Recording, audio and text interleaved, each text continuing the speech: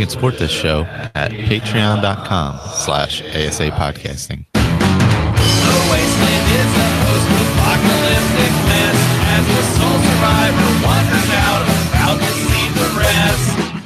Nuclear explosions sending out the gamma rays from deep within the core, frozen atomic waves. From deep within the core, frozen atomic waves. Hello and welcome to the 103rd episode of the Fallout Feed. I am Andrew, joined today by Sarah and Ray. Hi guys, what's going on? Hey. Evening, Andrew. Welcome. We have a full show this evening. Beginning of a season always brings out a lot of new, interested, excited folks, so we have tons of feedback to get through this evening. We've got feedback from, in alphabetical order, Adam, Carrie, Chris H., Chris M., Craig, Frater, Jason, Jess, Josh, Leon, Mark, Rebecca, and Steve on the audio side, and emails from Philip, Joe, and Jess. But I think Jess's email might be the same as her audio, so we'll check in with her audio first and roll down here. So that's a ton of feedback to get through.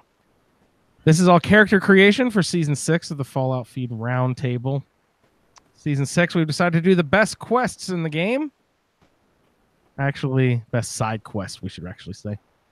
Or interesting locations. Some people are saying, I can't get that quest to launcher. There's no quest for that.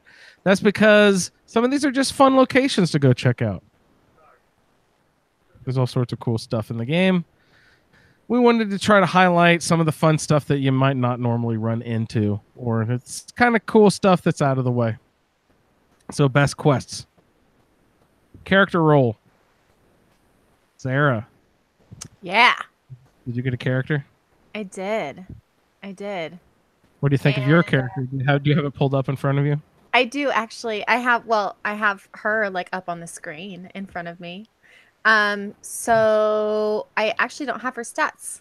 Oh, actually, I guess I could pull her up. Talk to Ray while I pull it up. Ray has I stats. can't do both at the same time. I know Ray has stats. Yeah, so it's been interesting. This is definitely so.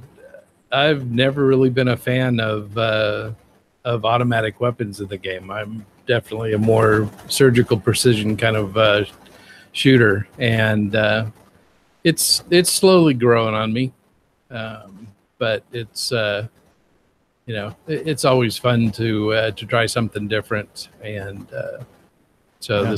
This character is definitely pushing me in that direction. Do you have a certain weapon or anything you're aiming for, or have you gotten any cool automatic weapon stuff yet? Do you have basically, I'm asking, is there an automatic weapon legendary perk that you like to use? I have no idea. I'll have to figure it out. I haven't. Of course, every single legendary drop I've had so far has been some kind of clothing, which is absolutely useless to me. But left shin bone of 15% less super mutant damage. Right. Yeah. Who cares? So, but she's got good stats, so I've got that going for me. So she's got a strength of 5, perception 1, nice. Endurance 5, charisma 3, intelligence 7, agility 2, and a luck of 5. So, and then I threw the special book I put into agility. Nice. So slowly but surely, your character's starting to come together. I'm at this point, I'm imagining she is from a Chinese American internment camp in the Green Mountains. The character's name is Jang Jun. Jang Jun. Yeah, which turns out to be one of the artists at Bethesda. Oh, really? Yeah. You had to do that on purpose, right? No, his name's on the list. Of course, I got it for a female character, but his name is on. Okay, that's cool. Yeah. Have you heard Codsworth say it yet? No, I When haven't. I haven't seen Codsworth yet. does Cosworth say the character's name in the pre-bomb set in that scene before you run to the vault the first time? I don't think so. I think it's only after you see him in Sanctuary Hills after you come out of the vault, which I didn't do, of course. Oh yeah, you're an alt start guy. Yeah, That's like your favorite mod. yeah. So I started at the Lonely Chapel just outside of Sunshine Tidings, which I realized shortly thereafter that I screwed up because evidently, if you don't do anything with Mr. Goodfields, he just leaves. Oh. Oh, really? Yeah. I came back one day and he was gone. No note, nothing. No, Just gone. Like, okay, dude, thanks. That's weird. Did you look around for like a body? I guess parts.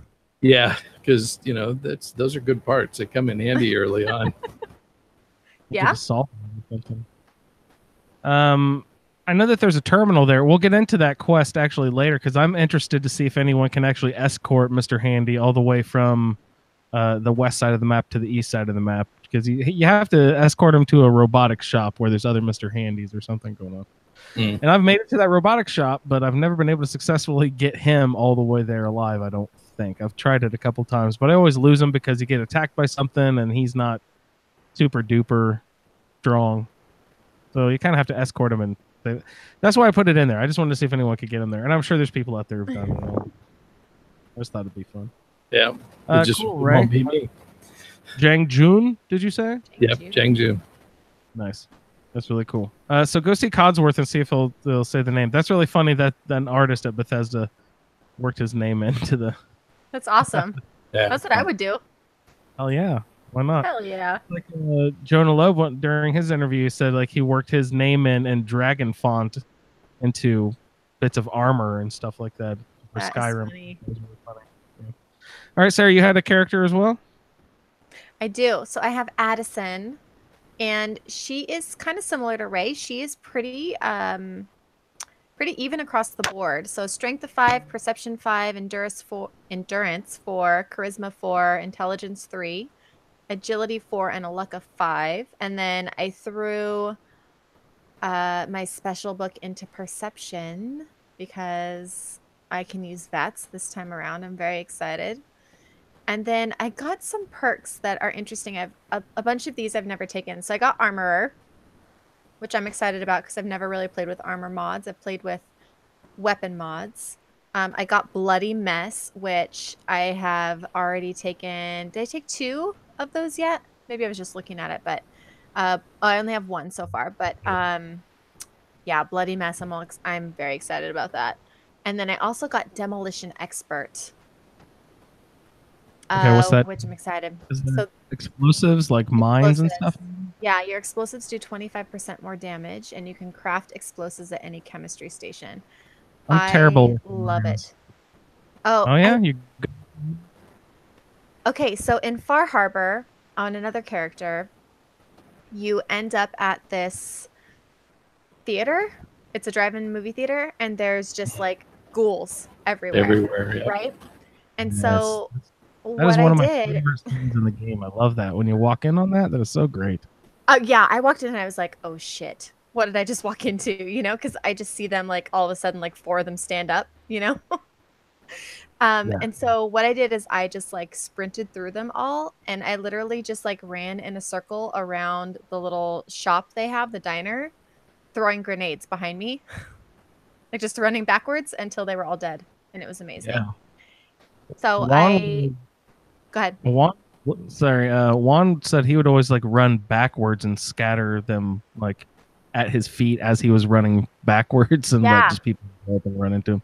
Yeah, I've never been good enough to do that. I always end up, I don't know, blowing myself up, or my follower triggers them, or I don't know. I throw them, and I have trouble getting the attention of the person to draw them to it, and then I end up trying to get closer to them and end up, it's just a disaster. I can't do it. I don't have the touch.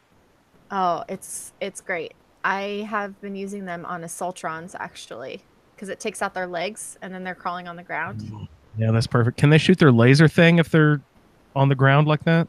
Yes, they can. Yes, they Oh, can. God. But I have successfully evaded them when they've been on the ground versus when they're standing up. I've never successfully evaded a laser beam. So there's something working there. Do we have any sort of backstories going for your characters, you guys? Not really. I'm not great at the backstory. But I am headed in to get McCready because he's my follower. And then my love interest is Hancock. I'm not sure how I feel about that. Now, the good thing is we're doing the big dig. Yeah. And so that is the quest that you do to get him as a follower. So Yeah. And Hancock's great. He's really cool. I like what he says. He says He says a fun- lot of he really says funny fun. things. Yeah. and he gives you lots of drugs. He does. Yeah. And he likes it when you do drugs. Gives him A to lot of drugs. Ray, do you have a backstory? So the thing I'm working on is the Chinese American internment camp.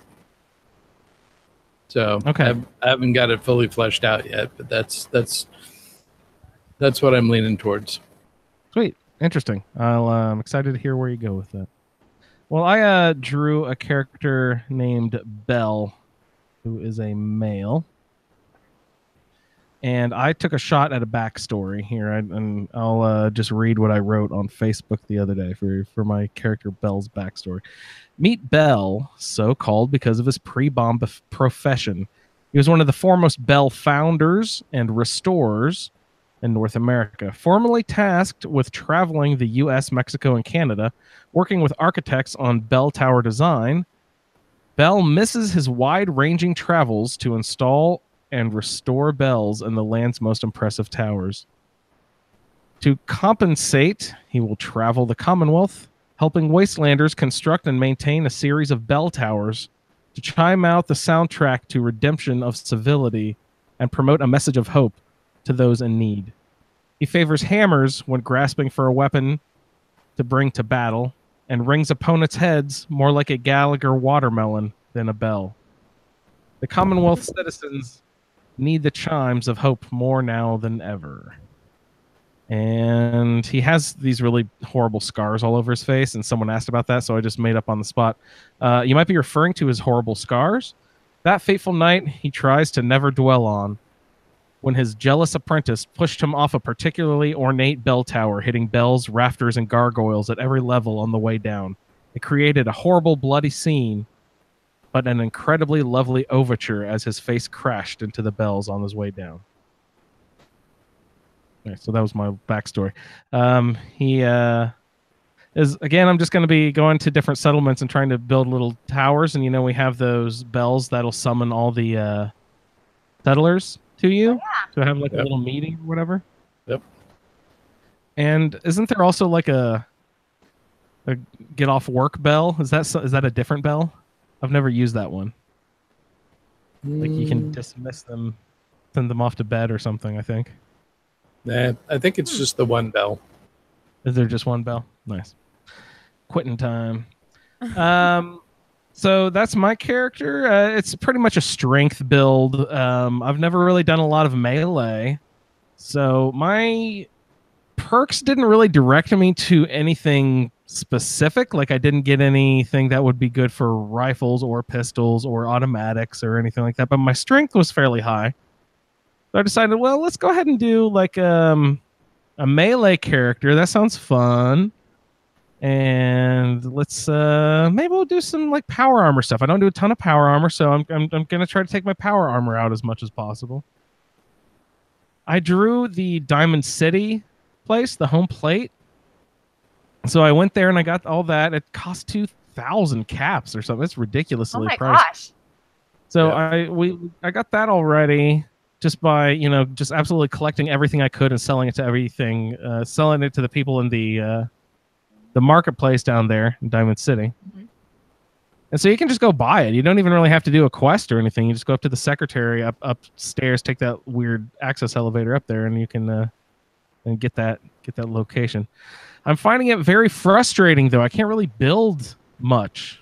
Ray, have you ever lived there? I mean, you're not much of a builder anyway, but Yeah, Peanut Man lived there. It wasn't too bad. I just find that I was like, oh, okay, I'm going to go build this. And wait, that's not even included in the menu. I don't even have the option to build that. It's like, oh, shit. Mm. It just seems like they took away a lot of the stuff that I wanted to build. Yeah, I've been having a heck of a time with caps because you go through a lot of ammo being, with automatic weapons. Yeah, you do. Just all the ammo you pick up, just go swap it out. That's what I do. Yeah, well, I've been doing that, and every gun and piece of armor and everything else I could come across. Yeah. But it's getting a little bit better. It doesn't take quite as many shots to kill everybody as it did at the beginning. So, well, that's good. Ray, and I have Scrounger, so that at least gives me some extra ammo in containers and stuff. That's good. Nice. I got Scrapper as one of my perks, and that lets you scrap guns and weapons to get rare items like copper and stuff like that on the first level. The second level's like I don't know, biometric scanners and fiberglass or fiber optics and stuff like that. It just lets you get rare stuff from scrapping armor and weapons. But I haven't taken a perk of it yet. I haven't taken any levels of it. But I'm still just grabbing like absolutely everything because I'm gonna just stockpile it. And then as soon as I think I have the first two perks taken, the first two levels of that perk taken back to back. So when I take the second level, I'll just then have a nice scrap session. Yeah. Do you get XP for scrapping? You probably don't, do you? No, I don't believe so. Regularly. No.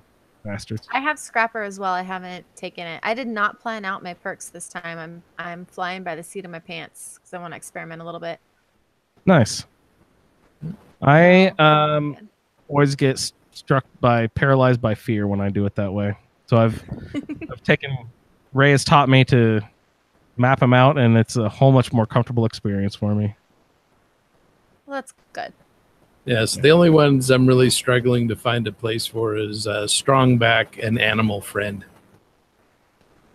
I have oh wait, do I have Animal Friend? I have the one where if you aim at them, they might get pacified. Yeah, that's Animal That's the Friend. one I have. Yeah.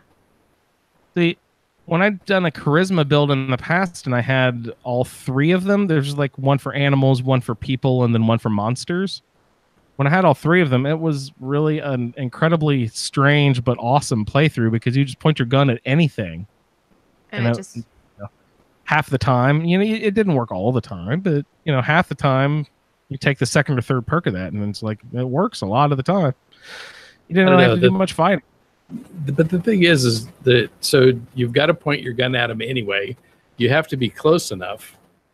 And if it doesn't work, you're close and they're shooting at you. I just find it easier just to shoot them. Well, do you pacify them and then walk away? Or do you pacify them and then shoot them? But you could take multiple levels. If you take multiple levels of it, you can give them commands and they'll become your follower, basically. So if you have like a glowing one or something, you pacify it. Hey, come with us, and he'll follow you and attack stuff with you. He'll be your follower for a short time. No wonder. Okay. All right. Okay. But that one is like Wasteland Whisperer, and there's one for the people as well. And Animal Friend is like for rad stags and mole rats and stuff. The dogs. The dogs, yes. How about the mutant hounds? Yeah. Those animals? I think so. I have to think so, yeah. Wait. I actually like that perk when you get it all fleshed out with all three levels, with all three different ones. That's really fun. But, you got to be ready to do that style of playthrough. Ray, one of my absolute favorite things I did when I did an automatics playthrough was go to get the kiloton rifle from the Children of Adam, Far Harbor, because it has a double legendary effect. Right. It has the radiation damage and the what is it? Automatic explosive. So Yeah, explosive bullets. it has explosive bullets and radiation damage. So it's an incredibly amount. And it's an automatic weapon too. There's no reason anything should be automatic and explosive. It's just a light show at that point. You know what I mean? It's hard to get out of that scrap, out of that fray. Your follower definitely won't be coming out of anything alive. You know what I mean? Yeah. Yeah. And, also, I'll try out the splatter cannon from Nuka World. Oh, what's that? So it's one of those shoot, what do they call them? Those machine guns that they'd use at the a handmade rifle. So that's the like the 756 ammo or whatever. Yeah, that's 762. Yeah, 762. Yeah. Cool. All right, guys. Good characters. All right, good show. Good night. Wait a minute. All right. Just kidding. We got like 30 pieces of feedback to get through. Let's just mow through them in alphabetical order. Who knows? I don't know any specific order to put them in other than order received or whatever, but let's do some feedback, guys. We'll start off with Adam tonight. Adam, I hope your health is doing better. I know you posted some pictures recently about going back into the hospital. Hope all of your numbers are looking up. We are thinking of you and hope that you're feeling better. And Adam was also very nervous, guys, sending this in. I just want to let you know, Adam, absolutely everyone is super nervous the first time. Oh, and yeah. this is the first time. Like, I think you've sent in stuff before. You haven't done a whole season or anything. But, everyone is super nervous to send in feedback. And I just want to encourage everyone on this list who sent in feedback tonight. I've listened to chunks of it. I haven't listened to all of them. We're going to listen to them all the show together here tonight live. But thank you so much, everyone, for just putting yourself out there. I know it can be a little nerve-wracking, especially if you're not used to recording and you haven't ever heard your own voice before. That can be especially intimidating for some reason. I don't know why, but our own voices don't sound the way we think they do. Mm-hmm. It was very strange, but thank you, everyone. I know it can be a little nervous, a little nerve-wracking putting yourself out there like that, but this is a really great part of our show and the whole reason we do this roundtable. So amazing, amazing feedback from everyone. Let's get into it. Adam, thank you so much for sending it in. Let's hear about your character. This is Adam calling in from Grand Rapids, Michigan. I'd like to introduce my Season 6 Roundtable character, Rosalie. I refreshed 5 times. She's a woman. Her follower is McCready. Her romance was supposed to be old Longfellow, but after listening to last week's episode, I realized he couldn't be taken as a romance option. So I've decided to romance McCready. My Commonwealth faction is the Minutemen. My Commonwealth settlement is Grey Garden. My Far Harbor faction is Acadia. The Far Harbor settlement is Echo Lake Lumber. My Nuka World faction is supposed to be the Pack, but considering I'm going with the Minutemen, I've decided I'm probably just going to wipe out all of the Raiders in Nuka World. So her attributes. Her strength started at 1, with her required perk being Big Leagues. Her perception is 2, with required perk of Pickpocket. Endurance of 5, with Lead Belly. Charisma is 2, with Black Widow. Intelligence is 3, with Medic. Agility is 6, with Action Girl. And Luck is 9, with Better Criticals.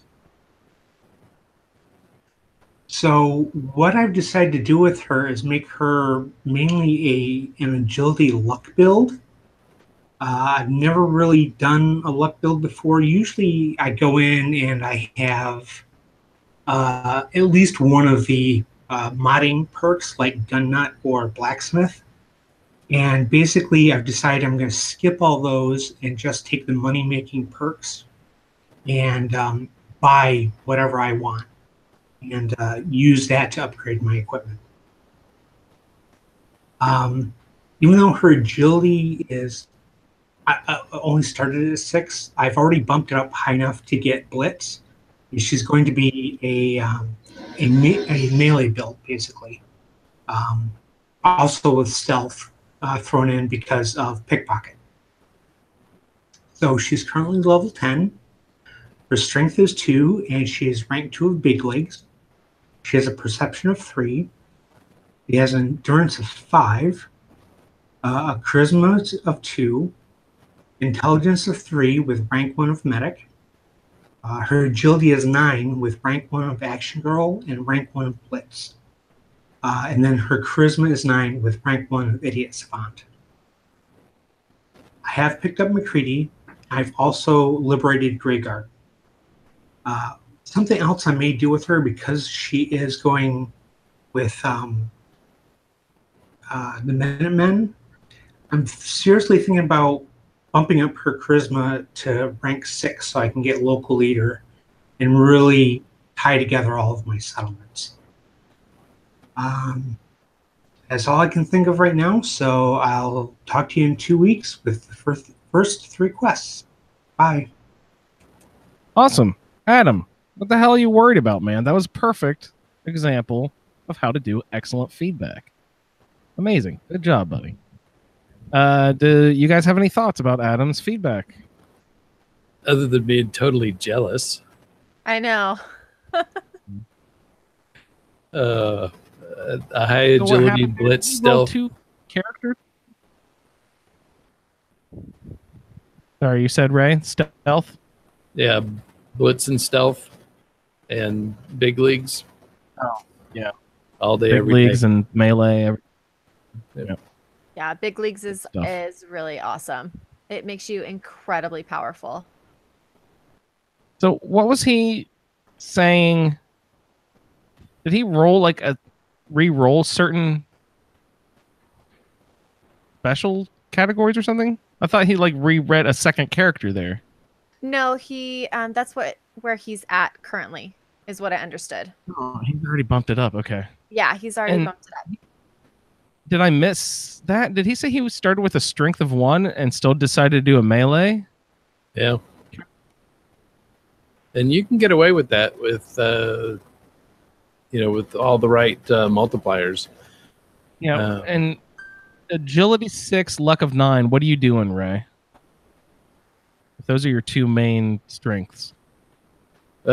So you're doing a VATS melee build. So you're, he can, swing the Adam's Judgment probably 5 or 6 times with, the high agility and the quick refresh with the action boy. You can grab Pikmin's Blade and probably get like 10 or 12 stabs in one VATS. So That's definitely amazing. good. And then he's got all of the, he can get all the critical banker, 4-leaf clover, Grim Reaper sprint, to just, VATS.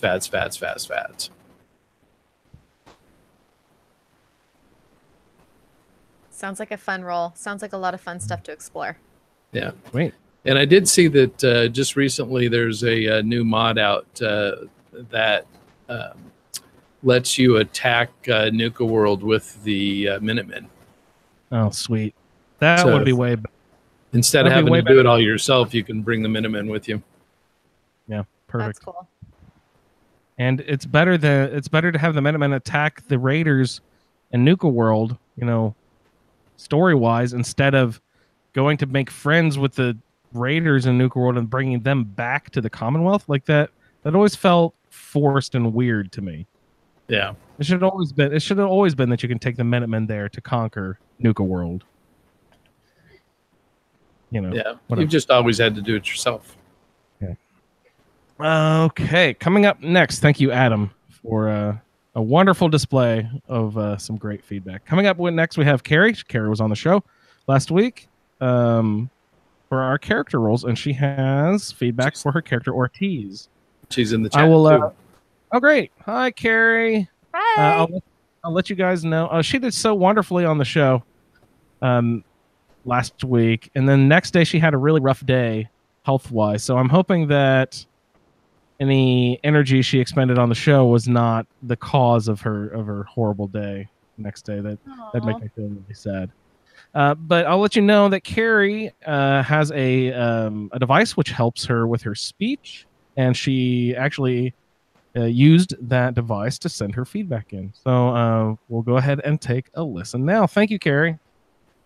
Ortiz is 17 years old. She loves sci-fi and pirate movies, scrapbooking and hanging out with her mates at the mall. She was caught smoking weed with her latest boyfriend, so her father sent her to stay with her Uncle Nate and Aunt Nora. Uncle Nate offered to help sort her attitude out and teach her some discipline. Reluctantly, Ortiz packed her stuff up and headed off to Sanctuary. Ortiz isn't overly smart, but if she puts the effort in, she can do quite well. Uncle Nate was teaching her how to fire a gun. Surprisingly, she is a natural. Ortiz got a free pass into the vault as a couple changed their minds at the last minute, and the vault tech guy was keen to fill up the spaces. When Ortiz woke up from her frozen sleep, she found that Aunt Nora was dead and Uncle Nate and baby Sean were missing. With her typical teenage arrogance, a natural dislike of anyone who doesn't agree with her, and her habit of stealing things, Ortiz is going to find it hard making friends in the Commonwealth.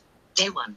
Last night I slept on Uncle Nate's kitchen floor in a moldy sleeping bag. I have no idea what is going on around here. Codsworth is making no sense. He keeps going on about me being gone for 200 years. I'm heading out to Concord to see if I can find anyone. I made it. Concord is even more of a mess than Sanctuary. The only people I could find were a group of losers hiding out in the museum Aunt Nora used to drag me to. It was fun. Killed my first man.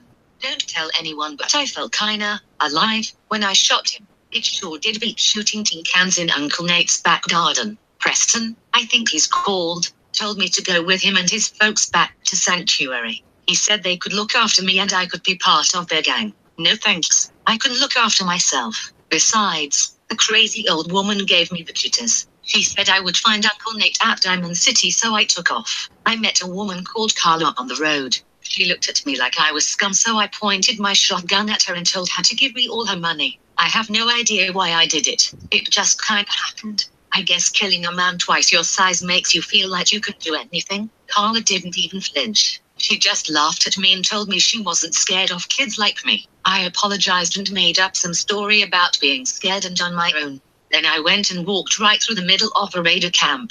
They just stopped and stared at me. I didn't know what to do, so I said I wanted to join them. They just laughed and pointed their guns at me. I begged them to not hurt me, and that made them laugh more. I tried loading my gun and aiming it at one of them, but my hands turned to jelly and I couldn't find the trigger. He shot me. He actually shot me. The pain in my arm was unbelievable and I just ran. I found a bunch of train carriages and hid inside one until I could hear them give up their hunt. They were lucky I couldn't shoot them because I would have taken them all out. If I wanted to hurt them, I could. And the crying, that was fake. I was just pretending to be scared, honestly. I carried on down the railway track. I looked around me and the world was unrecognizable. The grass wasn't green anymore and all I could hear was gunfire instead of birds singing. Then a horde of creatures, like something from a zombie movie, threw themselves on me from every direction. I thought I was going to die. I shot one in the leg and smacked another in the face with my gun. They kept coming, so I dropped my gun and ran as fast as I could until I couldn't feel my legs anymore. I hid under some thick bushes. I couldn't stop crying. I was so scared. For the first time in my life, I wanted my dad. Day 2. I made it to Diamond City. A woman was arguing with the guard on the gate, but she said I was a supply person and they let us both in. She said her name was Piper and she kept going on and on about synths and institutes. God, she was annoying. The city is inside the baseball stadium. I almost didn't recognize it under all the wooden shacks and miserable people moping about. There was a robot selling noodles, and some guy shot his brother because he said he was a synth. It's like I'm in a real-life science fiction movie. A guard told me to speak to a detective called Valentine about Uncle Nate. Turns out, though, But he's gone missing and no one gives a crap. So it's up to me to find him if I want him to help me. I ain't going back out there without some decent protection though, so I went to the woman who was selling stuff. She said she didn't sell to synths and asked if I was one. Oh sure, I'm a synth. Look at my bionic tonsils and my high-tech belly button. The stupid woman believed me and started freaking out. She wouldn't sell me anything, the idiot. Then another guy said that baseball was like some kind of gladiator fight to the death bloodbath. I told him it wasn't like that and he freaked out on me too. This place is a dump and the people are losers. No wonder the Institute is picking them off one by one. The detective is at Park Street Station. I know where that is. Aunt Nora and I used it when we went shopping last week. Or was it really 200 years ago? I have no idea anymore. I made it to the station and found mafia goons guarding the entrance. This time I wasn't going to let anyone scare me or put a bullet in me. Uncle Nate said the first thing about guns is to respect them. So I took a deep breath, introduced myself to the double-barreled shotgun in my hand and took those fools down. They were guarding a vault, an actual vault in the station. No wonder the place was closed the other week. They said it was due to repairs, but they must have been building this place. I found a way in and tracked down the detective. You'll never believe it. He's one of them, a synth. He thanked me for helping him out and we headed back out the vault. The synth told me to call him Nick. He said he'd help me find Uncle Nate and Sean and that I was pretty nifty with a gun. He seems cool. Different to most adults who just want to tell me what to do. I told him I had nowhere to go, so he said I could help him with his missing people cases for some extra cash until I get settled somewhere. Maybe this place isn't all bad. This Nick guy is decent enough. Maybe the rest of the synths are like him. And if that's the case, surely the Institute, the place who makes them, is not as bad as people are saying. Well, I don't know if I go that far. Just say that Nick represents the Institute sense, right? Well, who's to say? Yeah, character-wise, That's all she's got to go off of. That's great. Yeah, that is was a it. great story. That was That's a main amazing. character. Yeah. Really great backstory. Yeah. Way more fleshed out than mine. That's really nicely done, Carrie. So nicely done. It made me laugh multiple times. I love the idea of, Uncle Nick and Aunt Nora. That's definitely a different take on starting from the main, having to start in the vault, because I know she was looking for an alt start like I was on the PlayStation, which doesn't exist. Wah. So that was a very cool, creative way to overcome that. So, Yeah. And a bratty teenage girl in the wasteland. Perfect. Her character role gave her a charisma of 6 and an intelligence of 7, perception of 6. And everything else is really low, as you can imagine, since those 3 are high. So perception 6, charisma 6, intelligence 7. Mm-hmm. I think that fits a sassy teenager just fine. Totally. Good character role. Good character development. Great backstory. Awesome, Carrie. Please keep the great feedback coming all season long. We've loved having you in the group. So Chris from Utah chimes in next. Hi, Chris.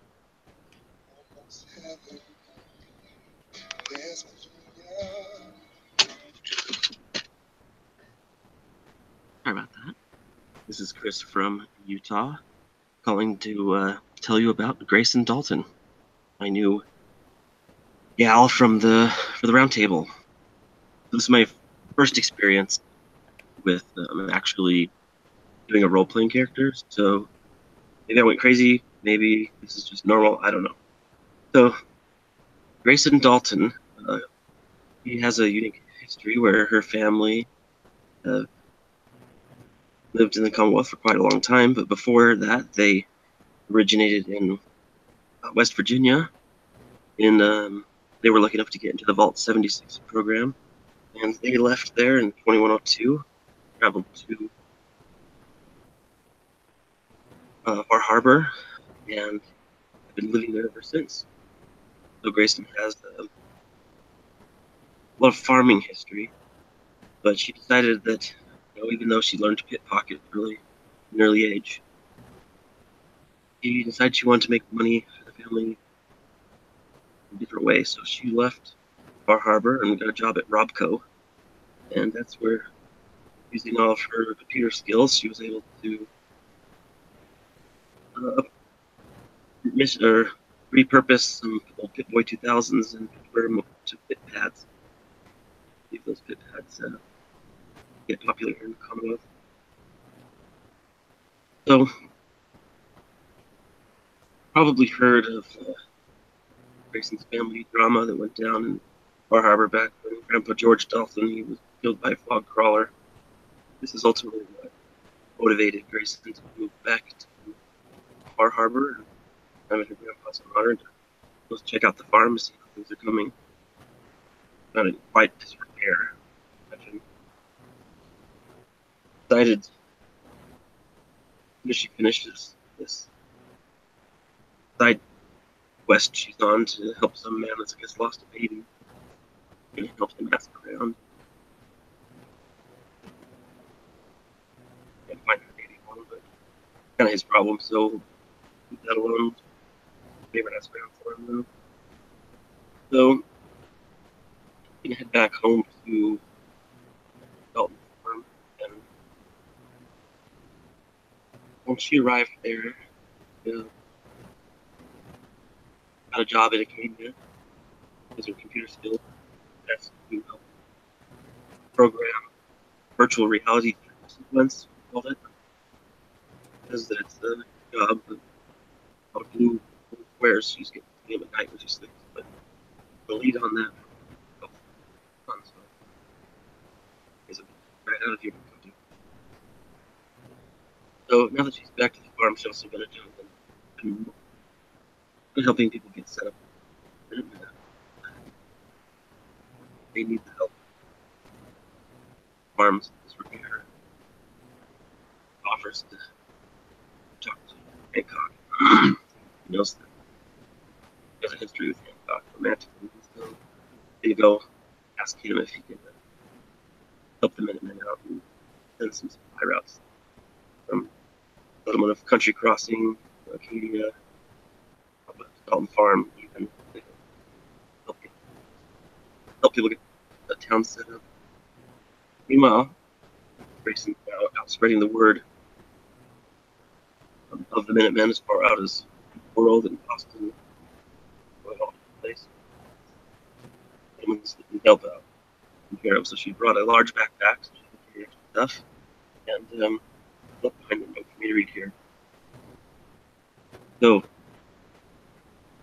this is Grayson. I'm leaving Katie and returning home to Dalton Farm, where I will set up an alliance with the mayor of Good Neighbor.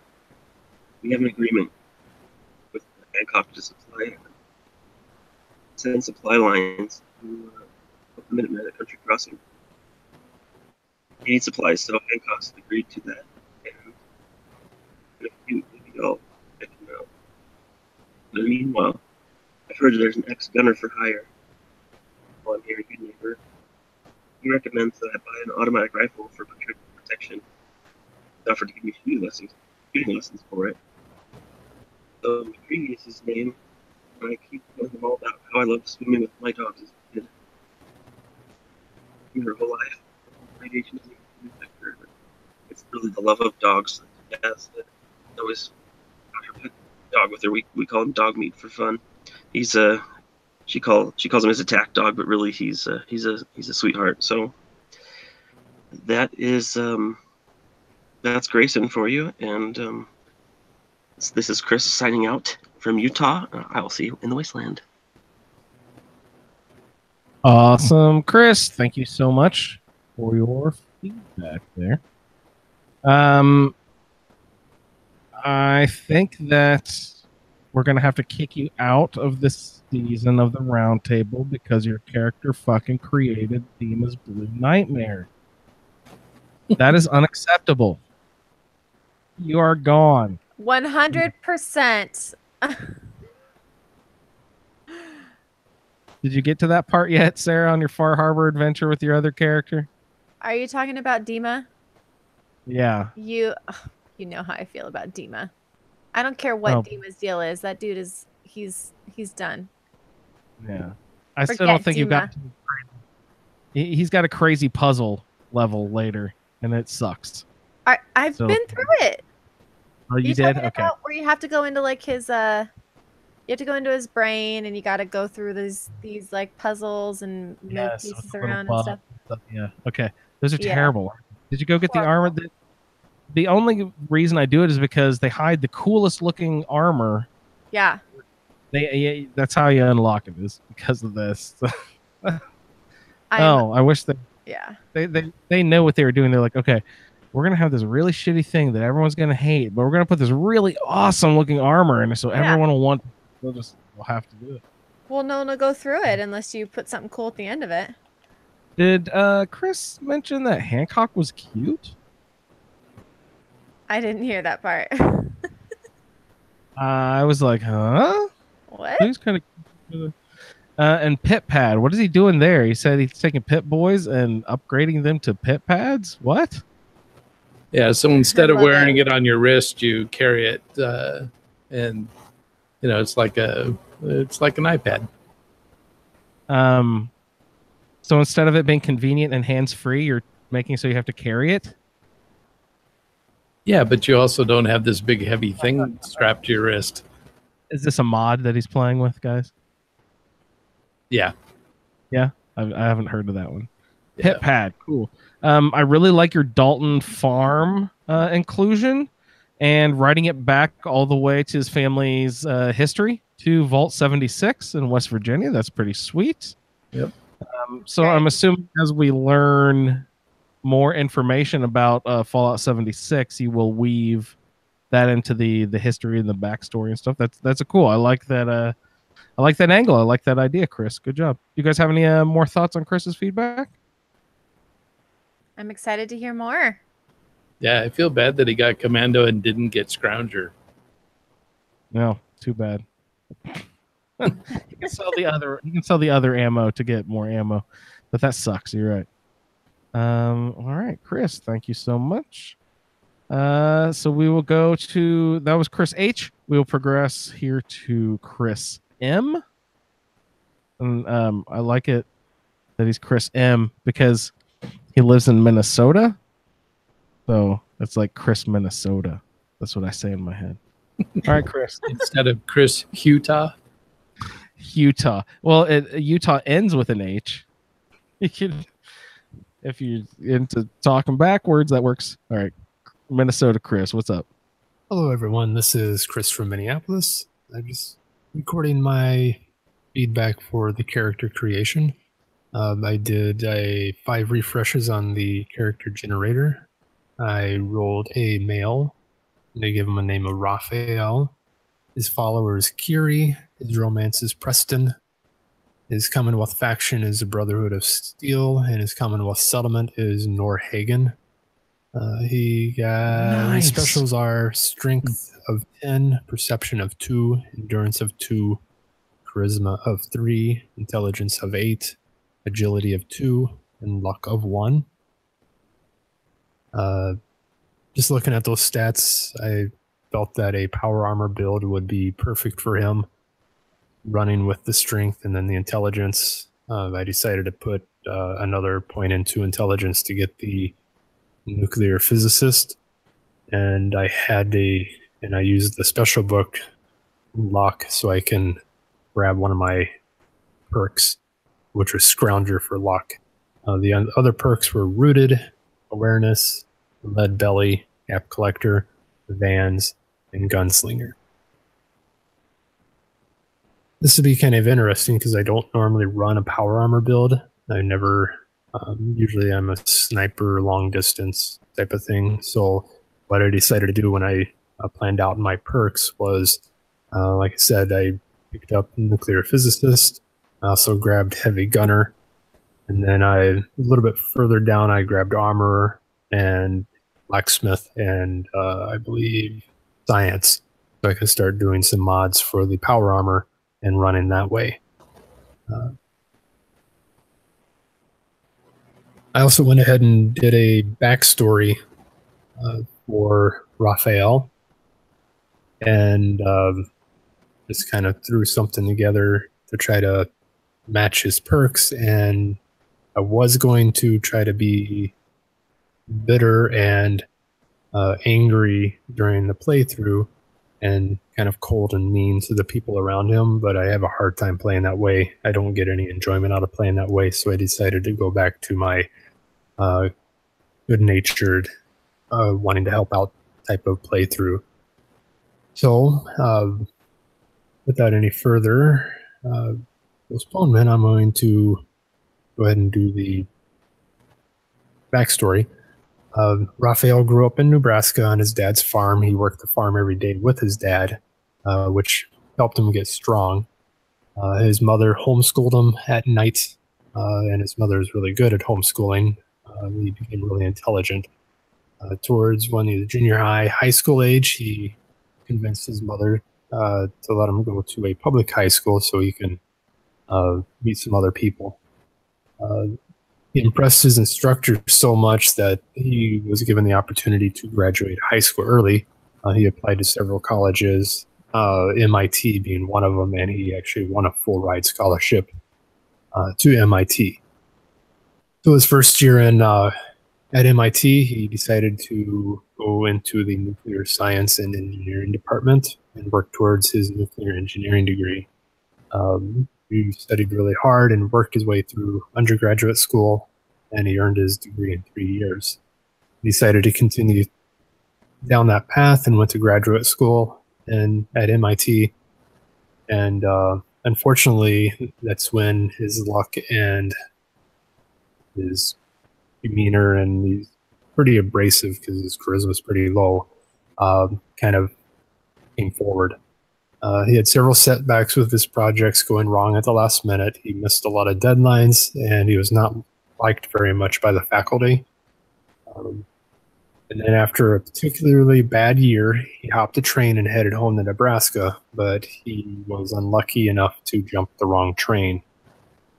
And he ended up on a military post, and they quickly processed him into the Army. At this point in his life, he figured he was going down a bad path at MIT because he was screwing up so bad that he decided to give the Army a chance. And plus, he heard that there was a power armored division unit that he wanted to get into, so that's what he was going to strive for. Unfortunately, even though he was strong and very smart, the military was looking for somebody that was more than just that. They didn't like him too much. He was very clumsy. He was poor at paying attention to things, and his endurance and overall agility were pretty crappy. And plus, he had an abrasive demeanor. So they didn't really like him and just threw him in the front lines with everybody else.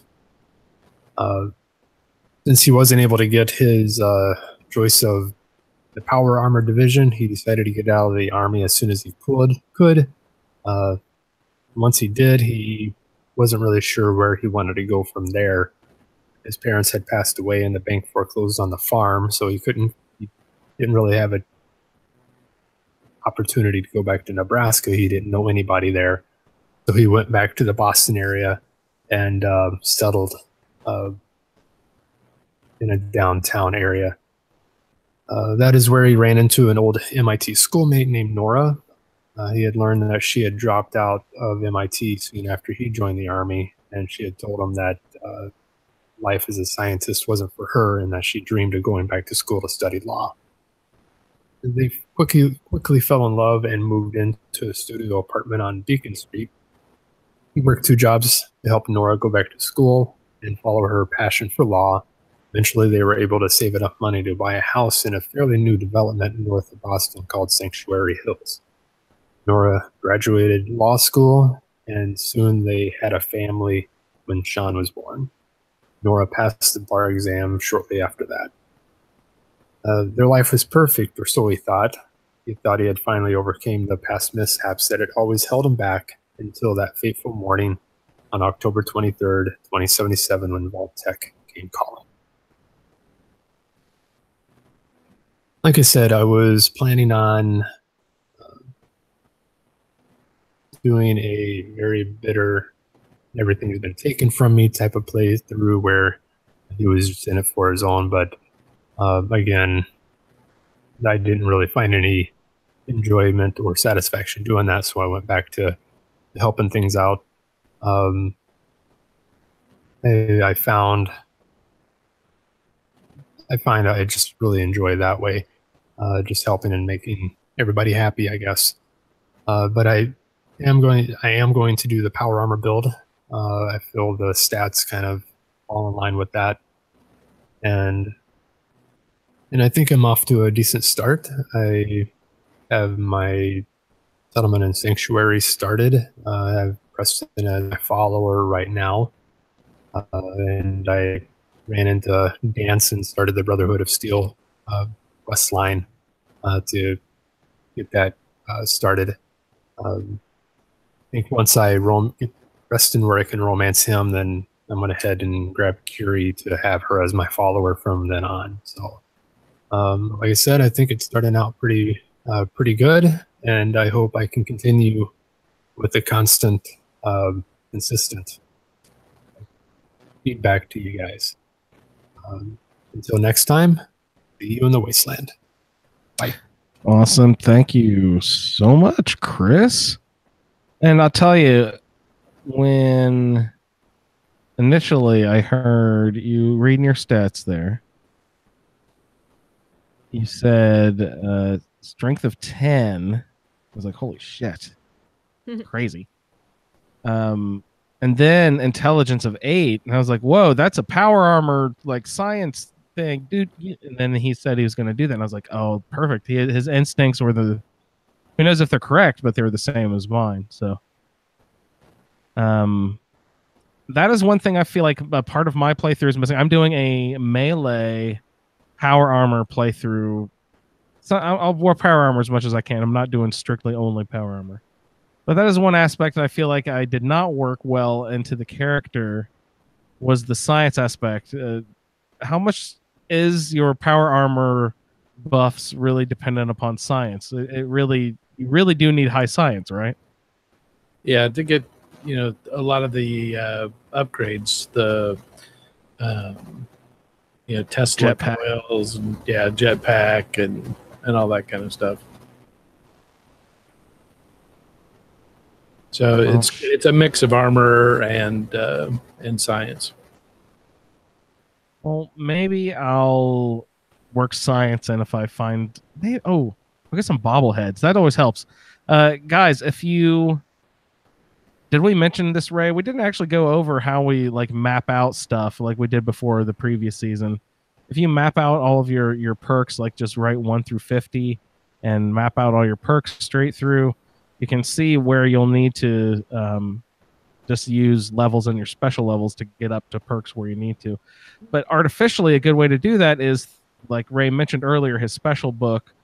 You can use your special book to bump one of them up and get all those bobbleheads. There's a bobblehead for each of the special categories. That'll help you bump artificially up one level so you don't have to waste your level up perk points. I need to go do that with the intelligence bobblehead right now, actually, with my character, before I can get my next perk. But yeah, strength 10, intelligence 8. That's really awesome. And you got the Brotherhood of Steel rolled as your faction, which is just so appropriate. I rolled the Minutemen from my faction, but I've decided to not do that because that is my faction. That's what I always do. Everyone knows I love the Minutemen to death. So I've decided to do the faction that I like the least and do the Brotherhood of Steel this time. And I actually just today ran over there too, Chris, and I was talking to Dance and everything.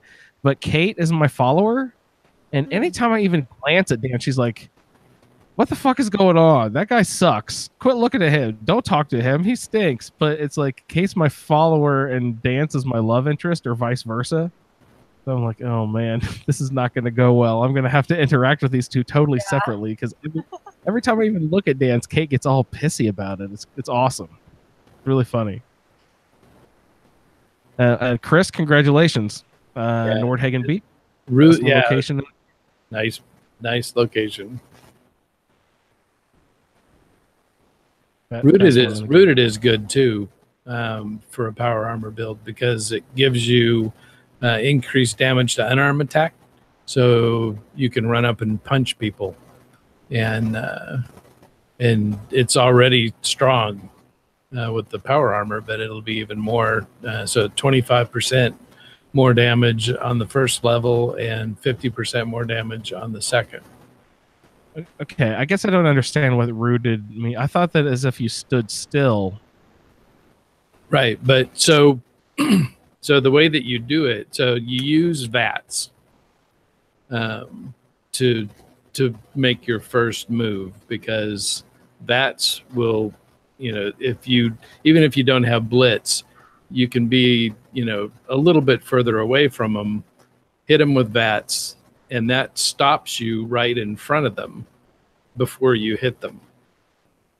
And then rooted kicks in and gives you that 25% or 50% more damage. All right, so within VATS, your character is literally doing a time warp jump, but still standing still according to the game. Yep. Awesome. I'm really excited to get Blitz worked into my character, which I don't think I have it worked into. What did I do it? I didn't take it till super late. 33. Gosh, it's going to be a long way until I take Blitz. But yeah, with VATS and melee weapon, it gets a little hairy. I'm glad I'm doing a power armor build, because it gets you really close up and personal. I'm excited for Blitz where I can attack from far away. Oh goodness. Yeah, it definitely helps close the distance. I need some agility. I need an intelligence outfit too. What are the intelligence clothes? It's like the black rim. No, that's perception. There's some sort of glasses that are. So the only glasses I can think of is the scientist in the institute that is the railroad contact. But it's the Vault Tech lab coat. And it's the lab coats, I thought. And the Ushunka hat. Oh, nice. Okay, so that's intelligence. I also need an agility outfit. Is there a good agility outfit? Can't think of anything that has agility except for some armors. Yeah, the wiki just said assorted clothing and armor. So I was just like, can you be a little more specific? So it just must be a random one. It's not affixed to a specific. No, affixed. Sorry, it's not affixed to a specific piece of clothing. Like, it still could be.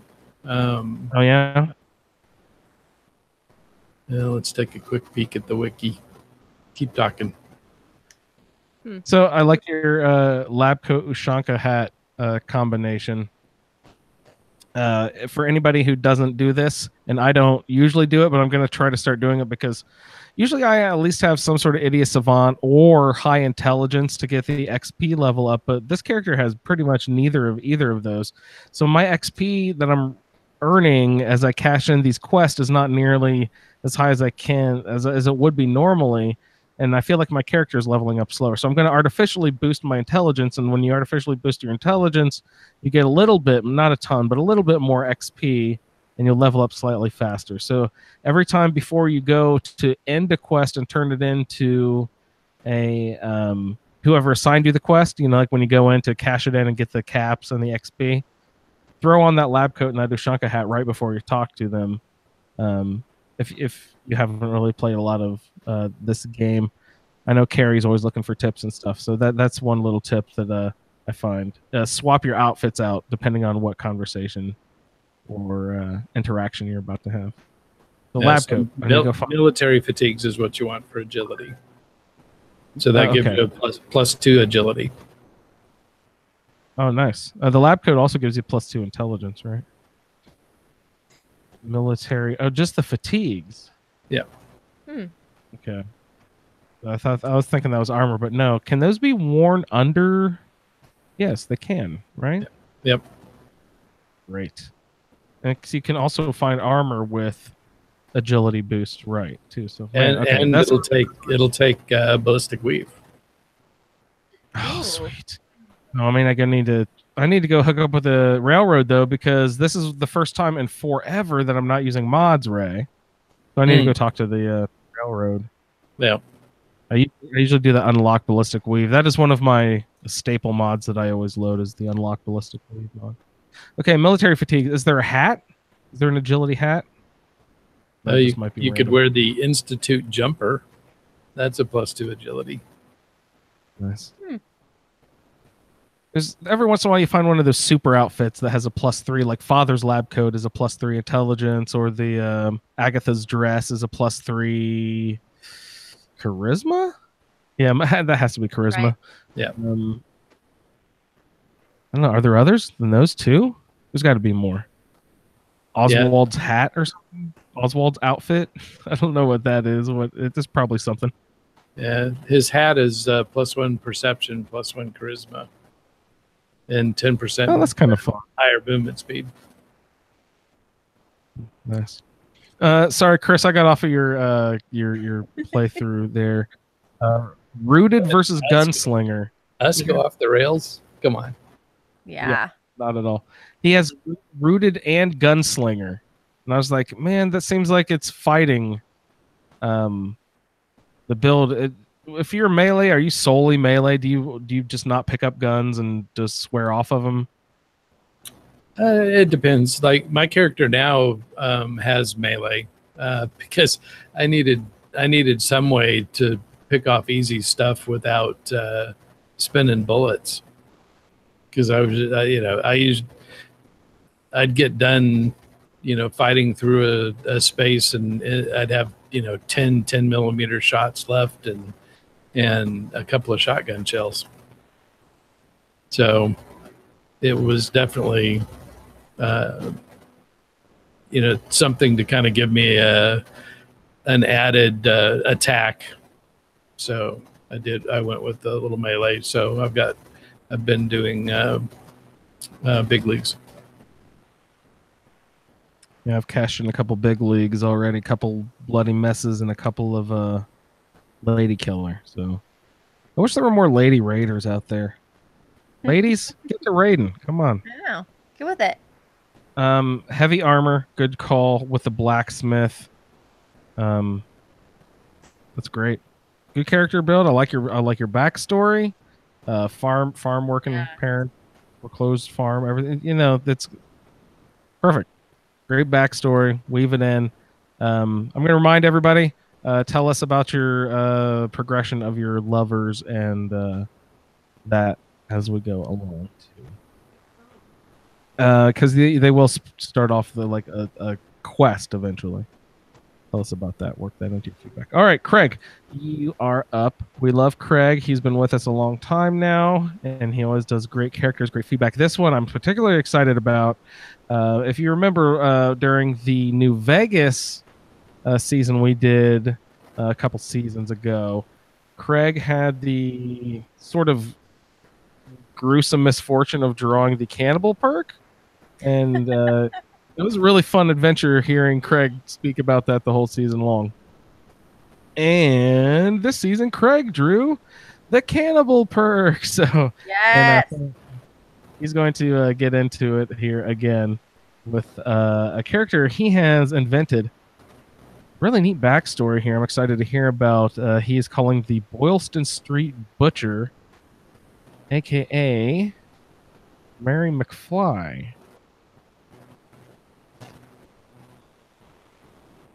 Hello, Fallout Feed. Craig from Indiana here with my new roles for the newest Roundtable. To start off, I rolled a female named McFly, so I've named her Mary McFly, the Boylston Street Butcher. Her follower is Kate. Her romance is Hancock. Her Commonwealth faction is the Minutemen. Her settlement is Hangman's Alley. Her Far Harbor faction is the Children of Adam. Her Far Harbor settlement is Echo Lake Lumber, and her Nuka World faction is Disciples. Her strength is 5, her perception is 2, endurance of 6, charisma 4, intelligence 7, agility 3, luck 1. Her Fallout fairness or foie gras or whatever FFFF stands for is Hey, 1. Screw you, buddy. Her assigned perks are armorer, pickpocket, cannibal, local leader, hacker, sneak, and scrounger. Cannibal was the one that led me to make her a serial killer. So her basic backstory is that he was a lawyer who worked on Boylston Street in one of the law firms there. And, well, he did what serial killers do. Killed and ate a bunch of people. Was caught shortly before the bombs fell and sentenced to prison for life. And through a Vault Tech prisoner exchange program was put into Vault 111. And he was cryo-frozen, like you do, and ended up waking up hundreds of years later. Some people have been mistaking her for someone else. Robot so far. I'm sure there's going to be more. But anyway, I've kind of had a little bit of fun with the cannibal perks so far. So I look forward to eating more corpses, I guess. All right. Well, I will see you in the This is going to be great. Looking forward to that, Craig. I'm sure you will grab a hold of the reins of this character and really give it a good ride. This will be really fun. Hangman's Alley, so you live right downtown. It'll be perfect. Boylston Street, I assume, is a real place in Boston. I don't know. It's right by the Boston Commons. Boston Commons. Oh, okay. Is that where Cheers is? I went over there to Cheers bargain and almost shed a tear crying again. Isn't there a Boylston Club over there? Yeah. Now that you mention it, that does sound familiar. I just ran past it. That's why I was asking. I'm like, I'm pretty sure it was Boylston. I went and had a chat with Swan earlier today. How'd that go? The what's that sledgehammer I have? Adam's Judgment? Is that what it's called? Yep. It is a fucking beast of a weapon. 2 swipes and Swan is gone. Wow. Crazy. Yeah. Yeah. With a lot of once you get up in the high levels of big leagues, that thing is just a crusher. Yeah, I've got 2 levels of big leagues on it already. Wow. And it does almost 100 physical damage plus 183 radiation damage, which is useless against most of the monsters in the wasteland, but against raiders and gunners and people, it's just like one swipe. Everything is 1 swipe so far, which is nice because I only get 2 with my agility meter. I'm looking any way possible to get my agility bumped up here. I need to go find that agility bobblehead, get those agility clothes. Craig, awesome character. Super excited to hear about the benefits of the Vault Tech prisoner exchange program. Well, I think the cannibal perk could probably be the one thing that would get me to take all the followers. Oh, there you go. Because they all have something, their own set of comments to make when you're chowing down on somebody.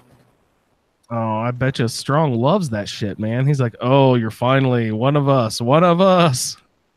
Yeah, he is the one that likes it. So Wendy in the chat saying that she used to work at the Boylston Club when she lived in Boston. Holy fuck, that's awesome, Wendy. Any good stories? Any mutants walk in? That's great. I think there might be something there other than just the club.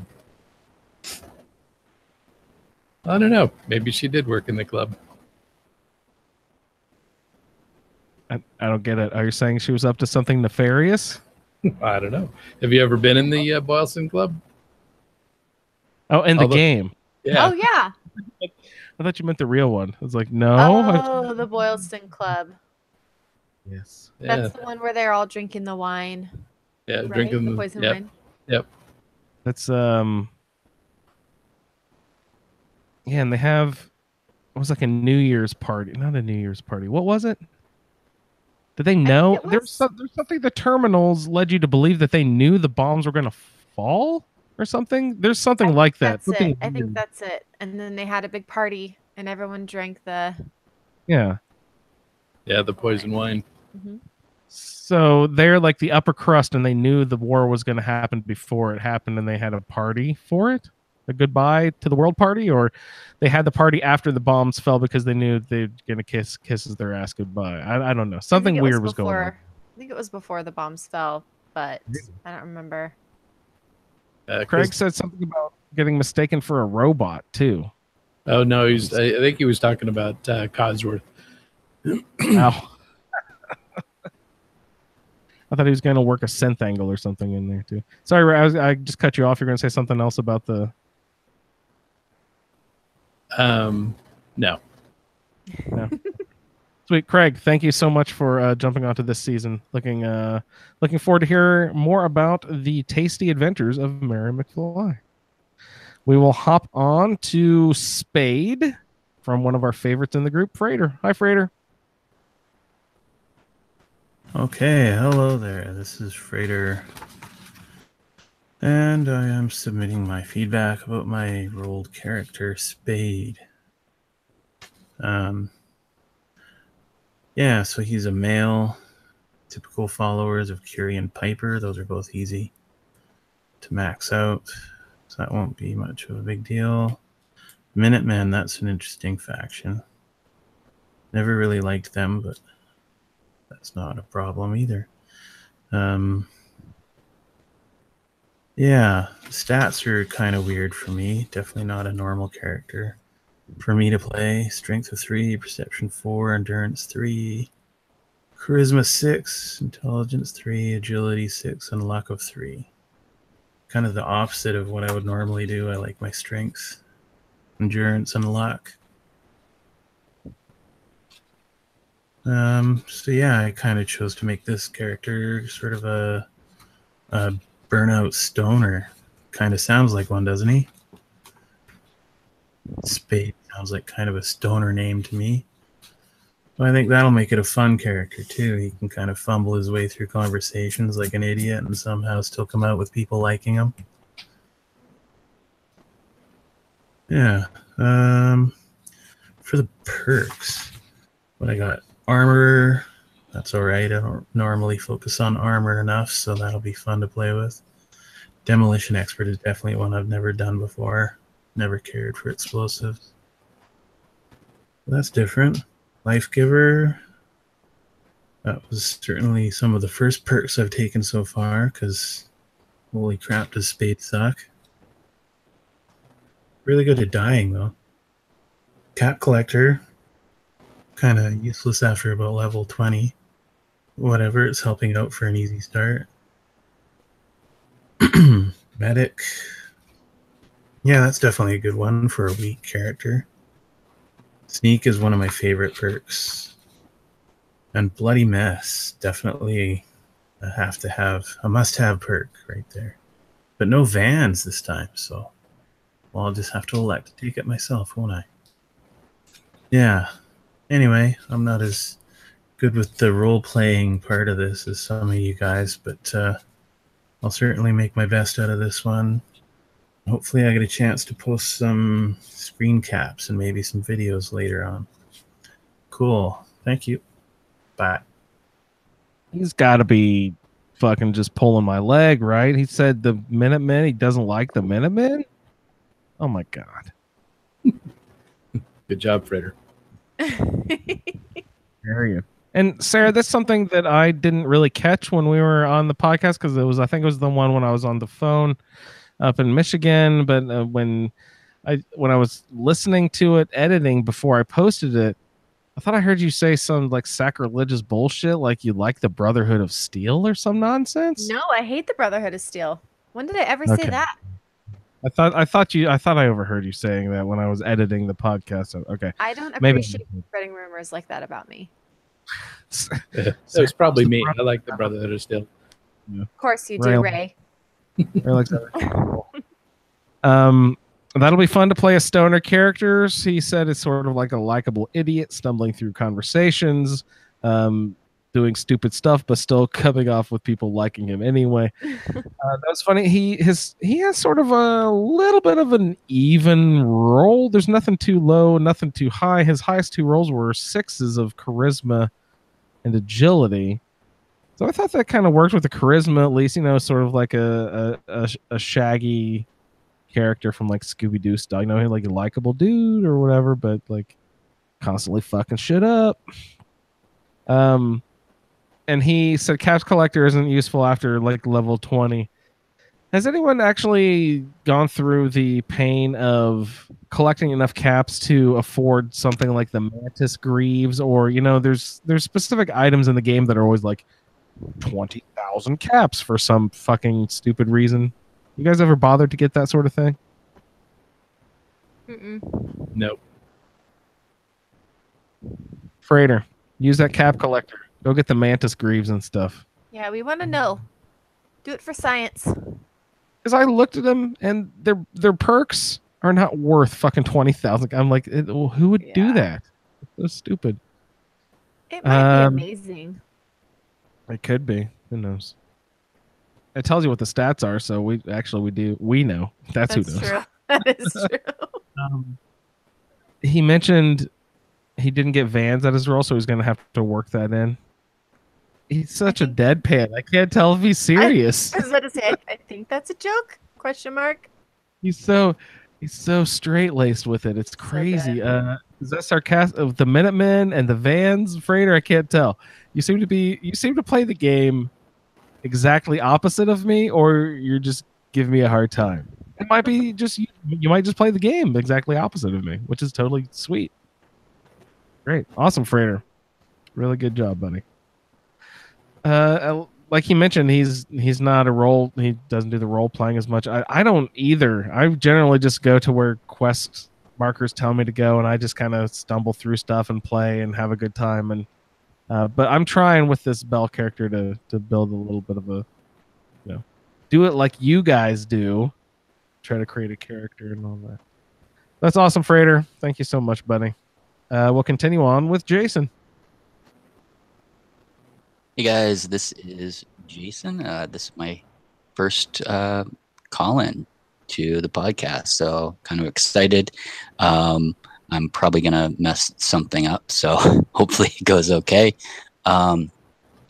So my initial role, I had you guys do my character generator, and it was a little bit hokey. So I did a second roll on the generator myself, and I ended up kind of taking a combination of the two. I took the specials from the first roll, partially because I had already set them on the character. And then I pretty much, other than a couple minor tweaks that I'll explain, pretty much took the second rolls, everything else that came along with that character. So the specials from the first roll that I stuck with are strength of 5, perception 4, endurance 5, charisma 5, intelligence 3, agility 1, and luck of 5. And then so I kept those, and then with the second roll, I have a suggested name of Lynn. Sex female, follower Curie, romance Piper, Commonwealth faction the Institute, Commonwealth settlement Boston Airport, Far Harbor faction Harborman, Far Harbor settlement Longfellow Cabin, Nuka World faction the Pack. And my perks are Iron Fist, Rifleman, Lead Belly, Local Leader, which Andrew, I'm sure you're jealous. Hacker, Commando, and Scrounger. So a couple of the tweaks I did there. One is having the Institute as the faction and Boston Airport as a settlement isn't going to work very well because I need Brotherhood of Steel friendly to be Boston Airport. So I changed my faction to Brotherhood of Steel, which will be good too because my last playthrough I was Institute. So this will be a better, refreshing change, and then that would work for my settlement a lot better.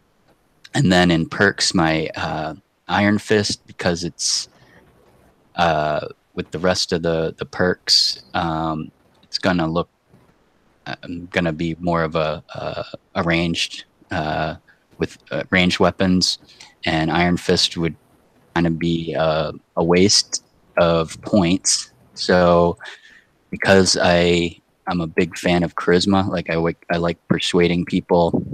I'm going to use those points and to, I'm not sure exactly what yet, but probably in the charisma tree or agility as well, because I like kind of sneaky sniping, pew-pewing. So I did change those, and so I've had some time off the past week, so I've been kind of busy working on the character, and she's up to level 30. I did not stick with the suggested name. I used a name that I tend to use relatively often, and her name is Phoebe. I'm a throwback to my main character and ESO, who is Phoebe Anderson, so kept it as Phoebe. And she's level 30, and I've just been working on getting, I've got Piper up to max affinity romance level, and I have Curie in her new body, and I actually have both of them following me. I have a mod that it's called Amazing Follower Tweaks, and so I have multiple companions, and then I have Heather Kasdan as well as a follower, and also Dog Meat, which is great. I've got the ghost white dog meat, which is awesome having him because I'm a big fan of dog meat. Other than that, ready to get this season going and excited to be playing along with you guys. So hope all is well, and we'll hear you all very soon. Awesome. Take care. Thanks a lot, Jason. Sweet feedback. Glad to hear from you. Please keep them coming all season long. And how dare you call your first roll hokey? That's the whole point. And I was looking, what did we roll him? But no, he said it was hokey, but then he kept all the special. He kept the whole specials from his hokey roll. Hokey pokey roll. But I'm looking right now at what we rolled him, his specials. He had like 4 of them out of 5 with a level of 5. He had nothing that was high, so it's just like the most average character you could want. Crazy. Brotherhood of Steel with the Boston Airport / Institute thing. And that made me think, Ray, we were talking not too long ago about the Boston Airport. Isn't that one of those crappy build locations? They don't let you do a few things there either. Yeah. I don't remember exactly what. No planted food or something. Yeah, no food. So that location sucks anyway. Go ahead and change that if you want. But you're right, that wouldn't work with the Institute. So that's a welcome change. And if you played it already, like we mentioned, this is to get you out of your comfort zone and play in a weird, different way. If you just played an Institute in your previous character, yeah, switch it to the Brotherhood. Play the other way. That's fun. Curie in her body. That's great. You did that already. That was one of the quests we'd like to hear about. So, Jason, if you'd like to flesh out that story a little bit and tell us about what happens in that quest with Curie on your next feedback, we'd like to hear about that as well. Do you guys have any thoughts about Jason's feedback? He's gotten a lot done already, it sounds like. Yeah. These people, I'm like level 9 or 10. I bet you Leon's level 35 or something by now. Yeah, you know what probably. I mean? Jason sounds like he's pretty far ahead. What are you, Sarah? I am Do a you know level what level 6. you are? And Level this character is not 6. in Far Harbor yet. No. I just hit Diamond City, and I'm going to be headed to Good Neighbor to pick up McCready here in a little bit. Oh, nice. Have you played the McCready quest before? Not all the way through. So That's great. It's a really touching story. I'm excited for you to hear it. It'll be yeah. cool. Ray, any thoughts before we move on to Jess? No, definitely. If he plays Skyrim, he probably plays a sneaky archer too. That goes with the sneaky sniper build. Yeah, it's got to be like 80% of people out there love that sneaky archer. Oh my gosh. Do you guys? That brings up a really interesting point. I played Skyrim and Fallout totally differently. Do you guys play those two games similarly? I don't. I play him differently. Well, until this last roundtable character, I had never played a melee character in Fallout. I just wasn't interested. I really only focused on rifles. But in Skyrim, I'm a two-hander all the way. So Yeah. I don't know. Yeah, I'm my first 5 I don't know, a ton of characters in Skyrim were always two-handed. I love the Warhammers. Oh yeah. And I'm playing with a super sledge in Fallout, so I'm basically playing a two-handed super sledge, but for some reason it doesn't feel the same. I don't know what the difference is. I like the two-handed melee in Skyrim more, I think, or I'm just not used to it. I don't know what the difference is yet. Maybe I'll warm up to it and get used to it. Something is a little bit different with it, in the freehand style or off the hip or however it's called, and non VATS. You know what I mean? Right. I was just a better aim so far in Skyrim. Maybe it has to do with third person. Maybe I should switch to first person for a little bit and see if that helps. That might be it. Okay, great. Sarah, did we have any emails in the bag? Would you like to read an email for us? You wanted to start with Jess? Is that what you said? No, we have Jess's audio, so I think she'll cover most of her stuff in her audio, and she's actually coming up next, so we'll hear her audio in in a minute, but go ahead and read one of our emails. I'll start with Philip. It's going to be out of alphabetical order. Oh, I don't care. That's fine. Do right? Do okay. You. All right, cool. Okay, so Philip says, he says Andrew, but I know he actually means me. All right. He means sorry. This one is an email, but he'll try to record the next one. Please record it. We love hearing your voice. Emails are cool too, but I love listening to people as well.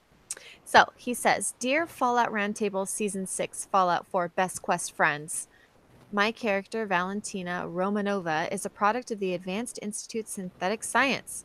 Thanks to the Alternate Life, Alternate Start mod, she has a faint, distorted, nightmarish visions of the Institute's advanced robotics lab mixed in with much stronger memories of growing up near Leningrad in the Soviet Union where she attended medical school. As a doctor, Valentina volunteered to join the crew of a Soviet Navy vessel dispatched from the Baltic Sea, intent on exploring the east coast of the United States. In the Fallout world divergence from our own, the Soviet Union did not disintegrate in 1991 and was relatively untouched by the nuclear exchange between China and the United States. And so after decades of dealing with the collapse of communist China on our eastern border, the Soviets are once again exploring what's left of the New World. Unfortunately, after weeks crossing the Atlantic, Valentina's ship and crew were lost in an attack by a cloaked submarine, perhaps Chinese, that left her as the sole survivor of her research vessel crew.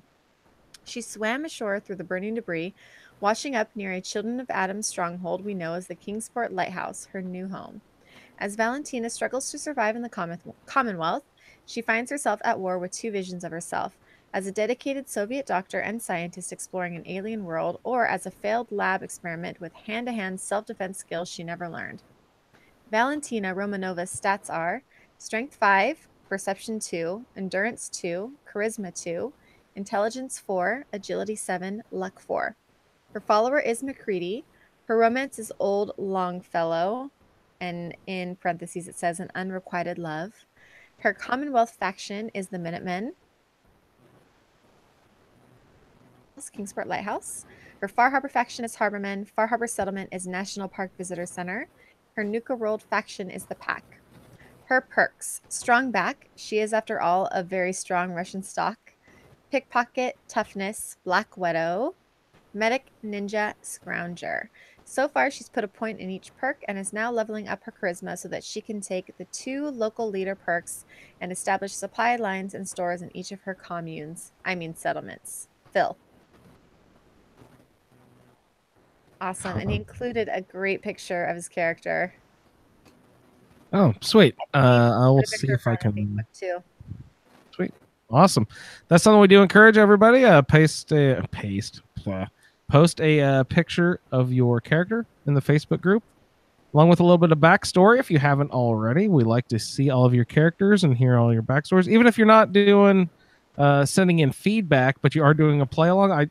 There's a lot of people coming out of the woodwork who were doing play alongs all this time, but I never really knew that people who are submitting feedback for the first time but have been listening for years and seasons long. Evidently, that's really great, everybody. So I encourage you, if you are one of those people out there right now, I've never heard from you, but you've been listening to the show for a long time, please hop on into this. We've got the season set up so you can hop in and out as you have time. We'd like to get this whole thing going. So a lot of people have hopped in who we've never actually heard from before. We love our lurkers. Philip, is this lore accurate? Ray, was the Soviet Union blown up at all? I mean, they were pretty unscathed. Yeah, it wasn't really talked about. I like it. So I'm sorry. Yeah, that could be Ray, I'm sorry. It cut out just a second after I said unscathed. The Soviet Union came unscathed. Came out unscathed. Yeah, so there really isn't anything that talks about the Soviet Union in the game lore. Nice. That's a good angle, Chris. The ones I can see. So yeah, this is fertile ground. Really cool. I like the backstory. Work it in. The doctor coming over. Everything. This will be really fun. I'm excited to hear about your adventures here, Philip. Oh, and I have to extend a special thank you and big bomb of gratitude. I have to launch that over Chris or Philip's way, because Philip has been helping me in the background here, getting everything set up so that I can run some old PC games on my Macintosh, my modern Macintosh, which is a whole bunch of wineskin and doing a bunch of weird stuff that I don't understand. But Chris has been helping us out, and I got Fallout, the original Fallout game, running. Oh my goodness! On my Macintosh. So yeah, it is now running on yeah. computer. And so hopefully, if I can work it in with the time with doing this roundtable, I'm going to try before 76 comes out to work in a Fallout run through where I record it as an ASA Let's Play. And hopefully in the distant future, we'll be able to start posting that at some point. So, that's awesome. Thank you, Philip. I assume that there's going to be a bunch of problems I'll run into, and I'll have to keep annoying you with all sorts of troubleshooting. But you've been very helpful and awesome so far. So thanks a ton, Philip. And I'm really looking forward to hearing about your awesome Russian character all season long. That Chinese submarine's got to work into the story pretty prevalently, right? I like it. All right. Yes, sir. All right. Speaking of people who have been lurking, but not doing a lot of feedback, for the first time, everyone, my Minecraft buddy, Jess, has sent us in some feedback. I'm super excited to hear it. Thank you, Jess. Hey, fellow ASA people. So here's some feedback for the Fallout feedback. I'm going to try to do some real feedback this season. This is the 4th time I've started playing game along with the Roundtable. Well, counting Star MSE, New Vegas, and Oblivion. But I've never used a random generator before. I just took inspiration from the gang to jump back into a game, try something new, and chat about it in the Facebook group. So this time I used the random generator all proper. And I really kind of liked my first roll. I rolled like 20 more times and still found the first one the most interesting. So my character's name is Dallas. Her follower is going to be Kate, which is kind of cool because I haven't really used Kate before. I mean, I picked her up, but I got the perk for like maybe 6 or 7 companions when I played before, and I haven't gotten Kate. She's going to work for the railroad, as she should. Her settlement will be the Sunshine Tidings Co-op. So I got all the settlements last time I played, but I didn't really build much there, just help Professor Goodfields or whatever the robot's name was, and clean things up, got rid of that nasty outhouse, but I haven't really built anything there. So in Far Harbor, should I get there, which I figure I will, got to join with the Harbormen, which honestly, helping Dima is helping the Harbormen. That's debate for another time. But and my home will be the National Park Visitors Center. And for Nuka World, once again, should I get there, I'm going to join with the pack, get on my animal style. So for her perks, strength, charisma, agility, and luck are all basically normal. Those are 5s or 6s. Her endurance is a 3, so not that great. And perception is a 1, definitely dense. And intelligence is a 2, also not so bright. Kind of the same thing, but no. She's she's not going to pick up on things, and if she does, she's probably not going to figure out what it's all about.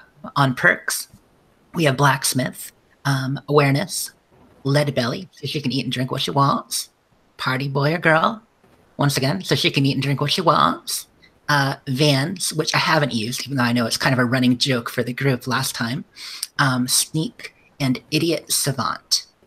So I've changed 2 things on this. First, I want to leave the romance open. That's why I didn't mention a romance. I want to see where the playthrough takes me, and I'm not going to romance Pipes or Curie, because I've already romanced them. Second, I swapped out Grim Reaper's Sprint. I'll probably end up taking it eventually, but I want to use the Idiot Savant for the true low intelligence experience. Speaking of which, so I'm about 7 hours or so in, and I just got to Concord. The first assigned perk I took was Idiot Savant, because I just kind of felt like it was appropriate. So have you heard those noises it makes when the perk triggers? Oh my god. It's all like and it's completely ridiculous. And because I've been playing Minecraft lately, it reminds me of those giggling bubble bag guys, the ones that get you all sick and poisoned. So every time I have that perk trigger, I jump like I'm about to be attacked. So I don't know if it's the best choice, but anyway. I mentioned for previous roundtables, I've just created a character that was different than my previous to make sure to have some new experiences. Despite being really into Fallout, I've only played each game once, right up until the New Vegas roundtable. That was so much fun. And I got a number of cheats I hadn't before, so it was good. But this isn't New Vegas feedback. So this character sheet is like that. Who knows? I might even try Melee on this character. I might have to, with that perception of 1. Finally, I am adding some mods on this one. I'm playing on the Xbox One X, of course, and since I've already got the achievements before, the time's finally come for mods. Although that means I won't be playing in the bedroom this time. Usually when the family goes to bed and the pugs and hubs are sleeping, I sit on the edge of the bed and I play, and they sleep, and it's the thing. But with all the mods this time, I probably won't be doing that. So that about wraps it up, and next time we talk, it'll be more about the quests. Looking forward to that. Anyway, thanks for listening. This has been fun, and see y'all in the wasteland. Holy crap, Jess! That's a fucking landmark. That's an explosion of feedback all over us. That's incredible. That's really fucking good, man. Please, please, please keep sending that in all season long. I love that. Really, really great, man. And I've been enjoying playing Minecraft with you. We haven't run into each other the last couple nights, so we'll do that together. She's got Sunshine Tidings, that robot, guys. She's going to be... She also had the robot helping Dima equals helping the Harbormen. You come to think about it, Ray. Spoilers, Sarah. Did you finish Far Harbor, Sarah? No, and now it's on hold. Uh-oh. So. Uh-oh. Uh-oh. No, you'll get to it. You'll understand what she's talking about soon. Yeah, totally. No, Jess, that's really, really great feedback. The animal style, I like that. She's gonna go be with the pack and get all the cool helmets. Then I was thinking, wait a second, I I guess being with a pack is an okay way to get the helmets, but also a great way to get them is just to kill the pack, really. And then you just pick them up off the corpses. You get your pick of all the different parrot and elephant faces. It's pretty sweet. She likes the idiot savant. I'm really glad she's going to be cashing that in. And thank you for it's. I was just thinking, oh, idiot savant. Here's a great spot for me to drop in the sound, and then she dropped in the sound. It's like, wow, that did my job for me. Thank you, Jess. That's great. Perfect. Awesome. Love your feedback. Please keep it coming all season long. You guys have any other thoughts there? Definitely give Melee a try. Melee's really fun. Way more fun than I expected it to be. I think it's tougher than Skyrim, but I'll warm up to it. Let's continue. I don't know. Are you playing in third? Did you say you're going to switch to first person? Yeah, I always play in third person. Yeah, it's definitely easier in first person, especially when you're in the power armor.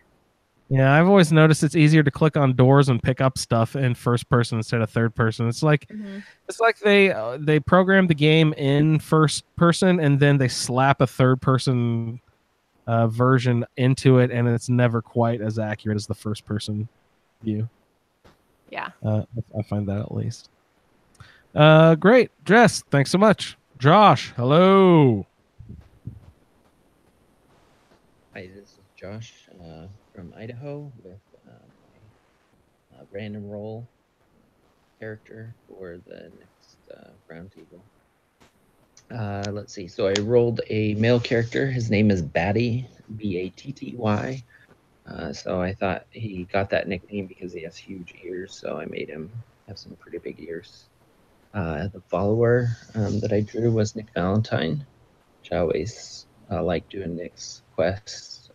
Those are fun, except for the Far Harbor blue levels or whatever you want to call them. Those are kind of annoying. But anyways, so my romance is Hancock. Commonwealth faction is Brotherhood of Steel. I have not done a Brotherhood of Steel playback, so I'm interested to see how that plays out. Commonwealth settlement is Vault 88. I think I can do quite a bit of building over there, since I will be going over to Far Harbor with Nick. Let's see, my Far Harbor faction is Acadia, so I think that'll line me up with Dima, if I remember correctly. And then my Far Harbor settlement is National Park Visitor Center. Can't remember exactly where that is off the top of my head. But, my strength is 5, perception is 2, endurance is 5, charisma is 5, intelligence is 5, agility is 3, and luck is 3. Now my assigned perks are armor, rifleman, chem resistant, party boy, chemist, action boy, and scrounger. Now with party boy, chemist, and action boy, I need to go up 2 levels for each to be able to get to those perks. So I went ahead and started out with getting the bobblehead, or taking the special book in agility, because I knew I'd be able to go and get the bobblehead for agility fairly early on from the FMS Northern Star without being too high level. So I went ahead and took that, and then I I got the bobblehead so far for charisma and intelligence. I have not got the agility. I'm actually on my way to go get that, because I need that in order to take my level 11 perk. I did map out some of my perks. All of my assigned perks I did on the scale. I'm currently level 11, but haven't taken my level 11 perk because I need to get that agility bobblehead first. But I started out with rifleman at when I hit level 2, and then armor, Scrounger, Chem Resistant, and then I took a perk in Charisma, and then a perk in Intelligence, and then I was able to take Chemist. I've taken the second level of Rifleman, and I just took Party Boy because I got that Charisma bobblehead. Party Boy seems like it will be more helpful later on when I get the extra levels, so that I can drink. If I'm under the influence of alcohol, I think on the second level I get like +3 luck or something like that. So with being fairly low on luck, that should help out quite a bit. Let's see. So I have also picked up the Perception bobblehead so far, since that's a pretty easy one. I think that's all that I have for now. See you all in the wasteland. That's awesome, Josh. Thank you so much for your sweet feedback.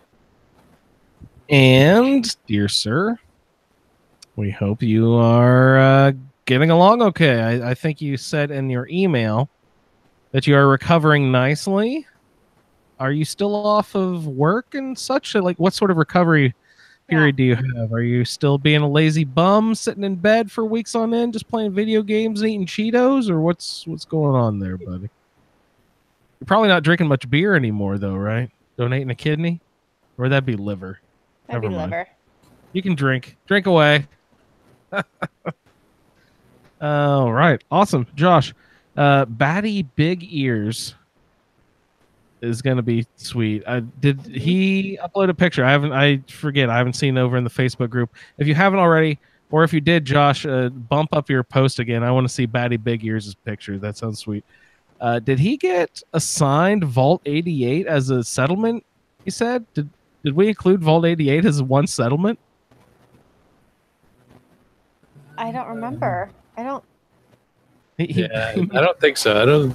I don't think it's one of the options. I was gonna say, wow, that's a shitty settlement. That's a whole investment of a whole weekend getting that, that settlement solved. He talked about Party Boy. Ray, can you remind me, or Sarah, can you remind me what Party Boy / Party Girl is? Is that a drug, a chem thing? No, it's you don't get addicted to alcohol. Oh, okay. And then as you move up, the effects of the alcohol are doubled. And then at 37, you can take the third level, and that your luck is increased by 3. Whoa! Plus the effects of the alcohol. That is significant. That's kind of a cool perk. That makes that super useful, just like the perception makes Vans super useful. Wow. I've never even looked at that, but that makes that worth investing in. A luck of +3. Holy cow. Yeah, so you'll definitely be cranking a lot more critical hits. Mm-hmm. Yeah. And if you got your idiot, man, that's so sweet. Yeah.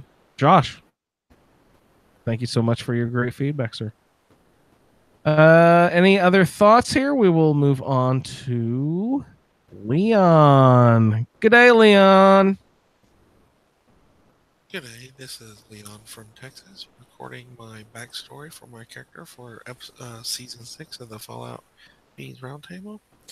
So, my character was rolled on the last podcast, so all his stats are on the Facebook page. And all that.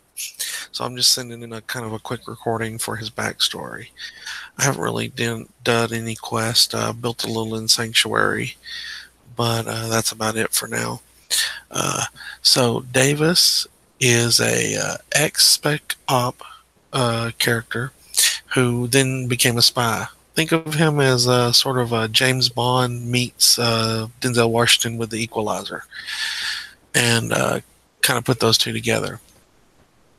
So his backstory is on his last mission as a spy is when he met Nora, and she was actually already pregnant with Sean. And she was actually thinking about committing suicide, like that one girl you find the skeleton in, who ran away from home in the ranger camp in Fallout 4. During the mission, he managed to succeed in the mission in the end, but he got in risking his life to save Nora at one point because she got wrapped up in it.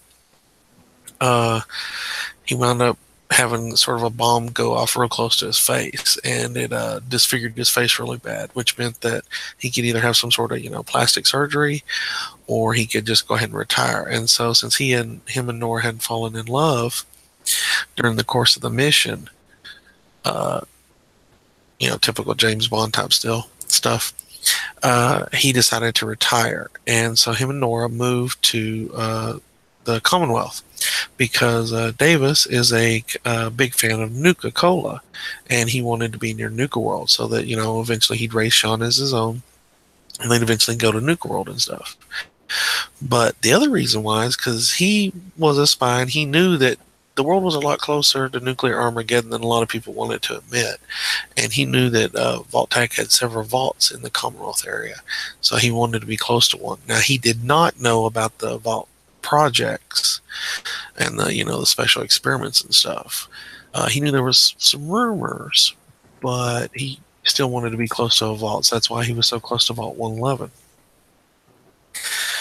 So he gets with Nora, and Sean's born, and then of course the world ends, so to speak, and he gets cryo frozen.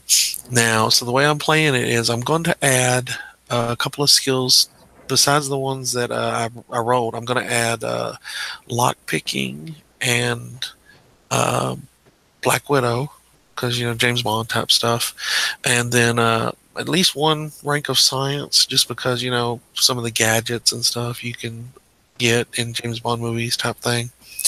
And then a lot of the stealth stuff, I'm going to try to go stealth.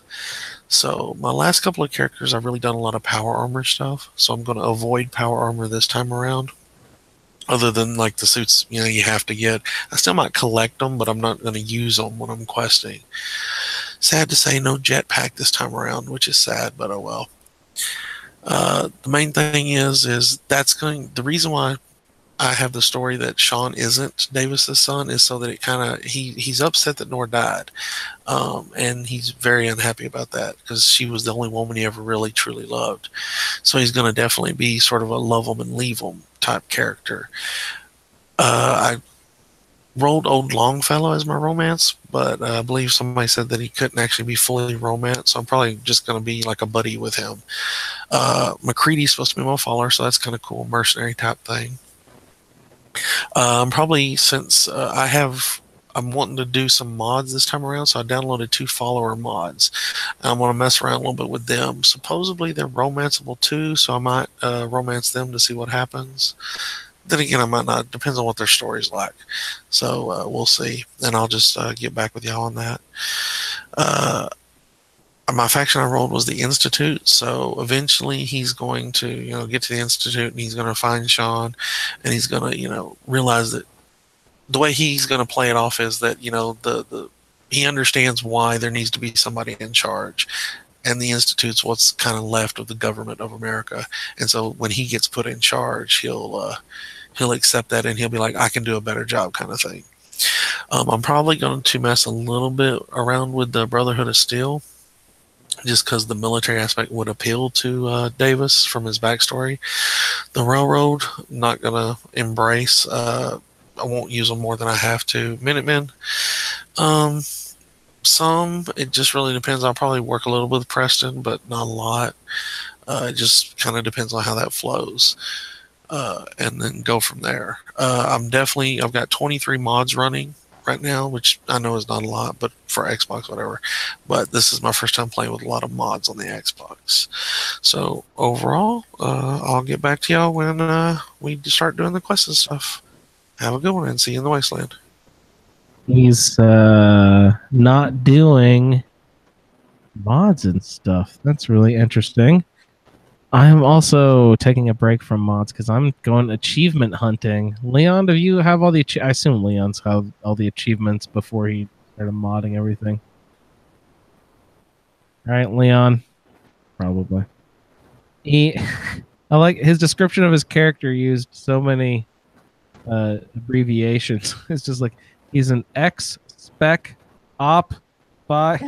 That's really funny.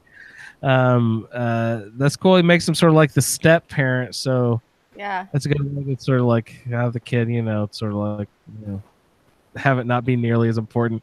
I think everyone's starting to realize that the kid, just don't worry about that kid. He's doing this like a James Bond build. That sounds pretty sweet. I don't know who did. It wasn't you, Ray, I don't think, but someone got the James Bond build for when we did the Fudge Muppet Roundtable for Bar Harbor. I think it was forever ago. Now, was it? I think it might have been either Pat or Victor. Nice. Yeah, it's there's a pretty sweet build out there on Fudge Muppet. So I'm actually interested to see, Leon, how closely your character matches. So if you're doing James Bond, of course you got to get the tuxedo. You got to get. He's got to at least do the railroad enough to get the deliverer, because deliverer. That's the Walther PPK, which is James Bond's gun, right? Yeah. Ooh, I doubt it, but can the tuxedo be ballistic weaved? Ballistic weave? I don't think so. Doubt it. See, I don't even know what items can or can't because I use that mod that lets you put it on everything. So I don't even remember what items you can put it on and can't anymore. Leon, great backstory, brother. Looking forward to hearing your adventures all season long. Thank you for your feedback. And then previous seasons too. Dedicated individual. To all you new listeners out there, listen to Leon. He's been doing this a long time with us. So thanks a lot, Leon, for sticking around with us all this time. I always love hearing your feedback. And we like to have Leon on the show, but for some reason recently we've had a problem with him hopping on. So Leon, I think we're going to try to get you on like via your phone instead of your computer. See if we can try it that way. We might be able to work out some bugs that way. Who knows? So tuxedo is a go on ballistic weave. It is. Wow. Okay, there you go, Leon. You need to hop into the railroad for a little bit, it seems, to at least get that gun and get access to the ballistic weave, because then you'll be a powerful freaking nightmare to be dealt with. That'd be great. All right, Leon. Thanks, buddy. We will continue on with Mark with a W. And Sarah, we will hit up an email after Mark. So, Mark, I apologize. I am an ugly American, and your accent is incredible. I'm having trouble understanding the name of his character. Is it Inspector Wilhelmina Langland? You guys listen and tell me if I'm hearing this correctly. Thanks, Mark. Good evening, everyone. It's Mark with a W. Don't even ask. I'd like to start by replying to Steve and Andrew with a Cura. But contrary to popular belief, I was actually born and raised in Newcastle, England. I came to New Zealand in 2005, so I guess you could say I was born in England, but I'm from New Zealand. It's home now. Don't plan on going back or anything like that, but that's not why we're here. We're here to talk about Inspector Wilhelmina Langland. It's my first roundtable character. So even though I've been listening to the shows for a few years now, I've only just really recently got involved with the community on Facebook. So that's been a lot of fun, getting to talk to everyone, nerd out with people about games for once. Yeah, I'm really excited to get into it. So quick, brief of all of the role that I've been given. I've got my follower as Nick Valentine, which is awesome. Romance, I heard on the last podcast when we're rolling characters up, old Longfellow apparently can't be romanced. So I went onto the website and did a refresh, and I came up with Piper for a romance. So I might go court her for a little bit, and then once we get over into the Far Harbor quest later in the season, I'll still chase after old Longfellow, get his affinity up, get his perk sorted. Should be quite good. Usually, I wouldn't sticking, to a certain play style or cycle through the companions, just sort of max them out till I get their perk, move on to the next one. So my play style's usually up and down here and there. So I'm quite looking forward to sticking to a role play, and regardless of what I do, if Nick and old Longfellow or Piper, if they don't like what I'm doing, then tough. Just have to deal with it. My Commonwealth faction is the Institute, which is great. Again, never followed through with their quest line on the main story. And Vault 88 is my settlement, which I'm really happy about. Looking forward to going, saving Nick Valentine, pick him up, and then we'll go through, clear out Vault 88, and get started on that. And I've never actually finished Far Harbor. I dipped my toe into it when it first came out. Simply when it was first out on PS4 and there was all the fog and everything, which was different. I think I got past that first stage, help protect the town or the port or pier or whatever you call it. And I was out exploring, and the frame rate drop was about, I don't know specifics, but unplayable. It was horrible, basically, just jumping everywhere. Couldn't even tell what you're doing. So I'm looking forward to getting into Far Harbor, finishing that. So these the faction Acadia and the settlement Echo Lake Lumber. No idea what that's going to be like, but we'll see. Nuka World faction Disciples, and again, never finished that, never even been to Nuka World before, so should be all good. So she's got a strength of 6, perception 5, endurance 3, charisma 2, so she doesn't really like people at all, does she? Strong though, and perceptive. And intelligence 4, agility 5, so she can definitely go, and a luck of 3. And I'm not sure what the rate is on it, but I've got a fairness factor of 2. And I've been a bit cheeky. I've started doing main quest stuff, and just building settlements and that. So I'm just sort of grabbing the perks that I need as I go, as they come. So speaking of which, I've got Heavy Gunner, which I'm really happy with this role. It's worked out really well, because usually I'm quite a sneaky, silent infiltrator, sniper rifles, and then silenced pistols, machine guns once I get in up close. So Heavy Gunner I'm looking forward to, and Night Person, it's relatable. I'm a pick at work on night shift right now. Lead Belly perk, which I would usually just not even bother with. Considering the fact that I'll have a stockpile of stim packs to sit on, so I thought, why not give survival a go? I'll jump into that. The problem with that is I'm busy as F, profanity words. I'm always busy. So currently my PS4 is sitting on rest mode at home. Hopefully my girlfriend doesn't turn it off before I get back, because I couldn't find a bed to save in. Got the Lone Wanderer, which again, I wouldn't usually go it alone, so that would be good. And scrap, I love crafting, love breaking stuff down, love adding mods to guns and stuff, so I'll have to add, even though they're not in my perks list, I will end up getting them eventually. Gun nut and armorer, blacksmith, that sort of thing. Gunslinger, love using pistols, so that would be great. Sort of Heavy Gunner and then resort to pistols when I need to. And for the first time since Fallout 3, I'll have the Mysterious Stranger perk, which should be good. I think I got a bit sick of Mysterious Stranger Fallout 3. There was quite a few times it would snap, he'd turn up, and then I'd be stuck watching him swim around a circle in vats for about 5 minutes, and I never ended up getting him again since that. So that sort of stuff happened. So yeah, it should be good. Really excited to get into it. I'm really glad I joined the community and the group when I did. It's perfect timing, really. No doubt you'll probably hear me talk about Dying Light all the time. I love that game. So good to put that down for a little bit and jump back into Fallout. The character Bert, he's just sort of been sitting not doing anything, and he was all over the place everywhere. So that should be really good. And again, thanks everyone for being so kind, so friendly, welcoming. It's been really great, and yeah, looking forward to the rest of the season.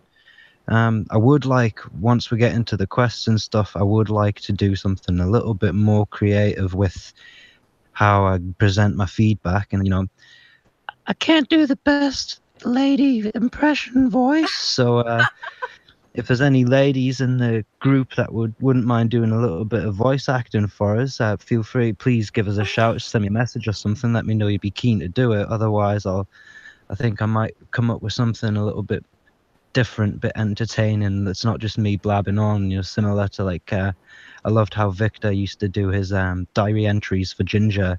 Harvey would find Ginger's diary entries and sort of unroll the story that way. So I might do something similar to that. But enough from me.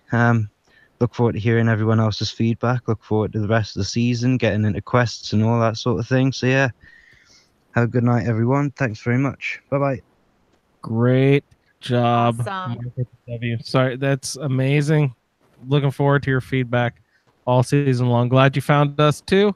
We're a fun little community out there. If you guys have buddies out there who like to play video games, looking forward to Fallout 76. Point them our direction. We're a fun little group. Mark, for a person who doesn't have a lot of time, and you have to trust someone to not mess with your PlayStation when you just leave it sitting on idle mode. So funny. Oh, that's playing with fire, buddy. That's playing with fire. You're gonna get back and be like, oh no, the power reset, or the dog kicked the power cable out, or something disastrous happened. That is just so frustrating with survival mode. Sarah, have you ever played much survival mode? No. That sounds like crazy talk to me. It's crazy, but Pat loves survival mode. I think Ray, do you ever play survival? I thought you were a fan too, right? Nah, I mean, I've played it, but I just don't have the patience for it. Yeah, it drives me nuts. Even if I do play survival mode, I will load mods that will let you save, just because that is obnoxious that you can't just save when you need to save the fucking game. Seriously. It's like, you remember back when you were a kid, your mom was like, all right, it's dinner time, let's go. And you're like, no, I'm in the middle of this level. If you stop right now, you can't, Mom. I can't stop here. But then one of my favorite things about these new Bethesda games, even just like in the middle of a swing of your axe, you can pause it and save right there, and it'll pick up right there. That is so nice. Yeah, well, they did.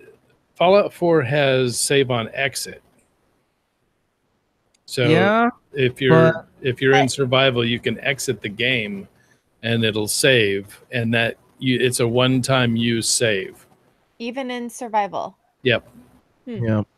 But so then you load out there, and you walk 2 steps. Can you exit save again immediately? Yeah, as long as you leave the game. Yeah. Okay. But if you walk 2 steps and die, then you go back to the last hard save you had, which would be a bed. Yeah. Okay. So yeah, it's too much to keep track of, and all the hunger and the addictions, and it is just brutal. Yeah. I commend you, Mark, on your for someone with a lack of time, survival is brutal. So congratulations. I'm looking forward to hearing your feedback all season long. And looking at the screenshot of his role, Vault 88 is a Commonwealth settlement in our list. Oh, look at that. I think we must have added that this season. Steve, did we have a conversation? I tell you to do that? I probably did.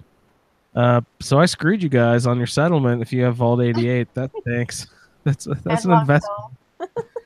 It's a couple weeks time getting that. Well, and unfortunately, it's not the only settlement you can have in the game. So yeah, you are allowed to have other settlements. Yes. Oh, of course. Well, if you get your charisma up to 7 or 6 or whatever local leader is, get all of the settlements. It's always fun to do. I like doing stuff like that. All right, Mark. Great. Thanks for your feedback there. We did straighten out the name. Yeah. Wilhelmina Langland. Will. Oh, okay. Okay, there it is. That makes sense. Wilhelmina. Yep. Great. Awesome, Mark. Perfect. Good job. Keep it coming all season long, buddy. And I encourage, if you want to take liberties to do something creative with your feedback, like Mark was asking for, like a female participant, and maybe do some little voice acting for him, that would be really cool. I'd like to hear what sort of creative endeavors you guys can put up your sleeves. Speaking of creative endeavors, one of our sort of sister podcasts, I guess, he started coming on to the Skyrim Addict podcast a lot, the Skyrim Book Club. Rebecca has made appearances on the Skyrim Book Club, and Rebecca, evidently, huge Fallout fan. Who knew? So Rebecca has hopped on to do a play-along character with us this season, and that's awesome. Thank you, Rebecca, for hopping on. Looking very much forward to your feedback this season. Here you go, Rebecca. Hello everyone, this is Rebecca with a brief introduction to myself and my character. I've been playing Fallout 4 constantly since it was released, and this is my first Fallout game. My usual playstyle in Fallout 4 is stealthy with a silenced pistol. Yes, I do play a sneaky archer in Skyrim. My favourite weapon in Fallout 4 is Deliverer. I usually sign up with the Minutemen and Railroad because the Institute and Brotherhood of Steel are just awful. My favourite followers are Nick Valentine and Hancock, and my least favourite is Kate. My favourite locations are Trinity Tower and the Glowing Sea. So my character who was rolled in the last episode is Flash. She's female, follower Kate, romance Piper, Commonwealth faction The Institute, Commonwealth settlement 10 Pines Bluff, Far Harbour faction Harbourmen, Far Harbour settlement Dalton Farm, Nuka World faction Disciples, and the specials are Strength 1, Perception 6, Endurance 2, Charisma 5, Intelligence 5, Agility 4, and Luck 5. And the perks are Iron Fist, Demolition Expert, Life Giver, Black Widow, Science, Commando, and Scrounger. And the fairness factor is 7. So Flash's real name is Julia, but at the age of 10, while walking home from school, she was struck by lightning. Her friends said that Julia was engulfed by a blinding flash of light, and other than some faint scarring on her back and a newfound fascination with explosives, she appears to have experienced no lasting effects. Before having Sean, Flash was highly skilled in martial arts and had been looking forward to getting back to her previous level of fitness. However, she had not managed to build herself back up again when the bombs fell, and her strength remains very low. She will favour unarmed combat, but will occasionally need to pick up a gun. So Flash came out of the vault and went briefly to Sanctuary. On Codsworth's advice, she headed to Concord and found Preston and the other guys. She punched the Deathclaw and all of the raiders to death while wearing the power armour, which was very difficult but hugely satisfying. Mama Murphy told her that she might be able to find a clue about Sean in Diamond City, so she started heading out there. She came across the Drumlin Diner and unsuccessfully tried to convince Wolfgang and Simone to leave Trudy and her son alone, and they attacked her, so she had to kill them. She continued on her way, and as she came around the corner of the Cambridge Polymer Lab, she bumped into a woman called Ness, who asked her to help loot a crashed jet. At this point, Flash just wanted to get to Diamond City, so she told Ness that she couldn't help. When she got to Diamond City, she bumped into Piper, who offered to tag along with her, and they went to the detective Nick Valentine's office to see whether he could help find Sean. But unfortunately, his secretary told them that Nick is also missing, having gone out to investigate another case and then disappearing. They started heading back to Sanctuary to work out a plan of action, but they were nearly there when Flash realised that she felt too traumatised to return. Piper said that she has a friend who lives with his sister on a small farm not too far off called 10 Pines Bluff, and she's sure that they would let them stay there for a while. So that's it for now. Thanks for listening, and I'll see you in the wasteland. Was there a rad storm going on in the background, Rebecca, as you were recording? I just happened to hear a little bit of radiation thunder. I thought that was great. Thank you, Rebecca. Everyone, so darn creative. People are commenting in the YouTube chat. The YouTube chat about how just everyone's backstories are so darn creative, so in depth, so great. You guys are so great at this. Rebecca, that's amazing. Welcome to the show. I'm so glad that you found us and decided to hop on. First game, Fallout 4, first Fallout game. Me too. I love it. Love it to death. Been playing it since release day, just like you. Playing it to death. Your least favorite follower is Kate, though. I don't know if we can agree about that. I like your been struck by lightning background story. This is going to be really cool. I'm really excited to hear the continuation of the story.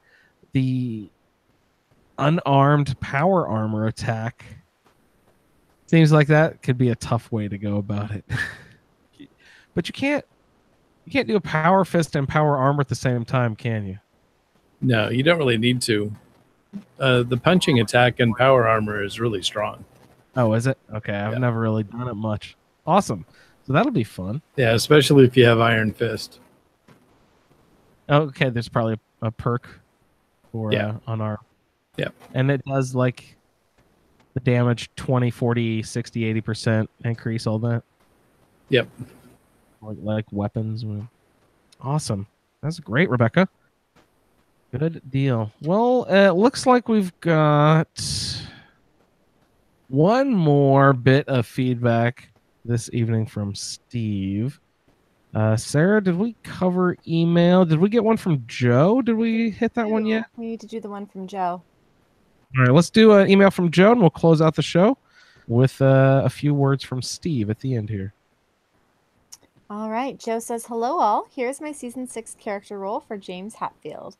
Sex male, follower Kate, romance none, Commonwealth faction the Institute, Commonwealth settlement Egret Tours Marina, Far Harbor faction the Harbormen, Far Harbor settlement Echo Lake Lumber, Nuka World faction the Pack.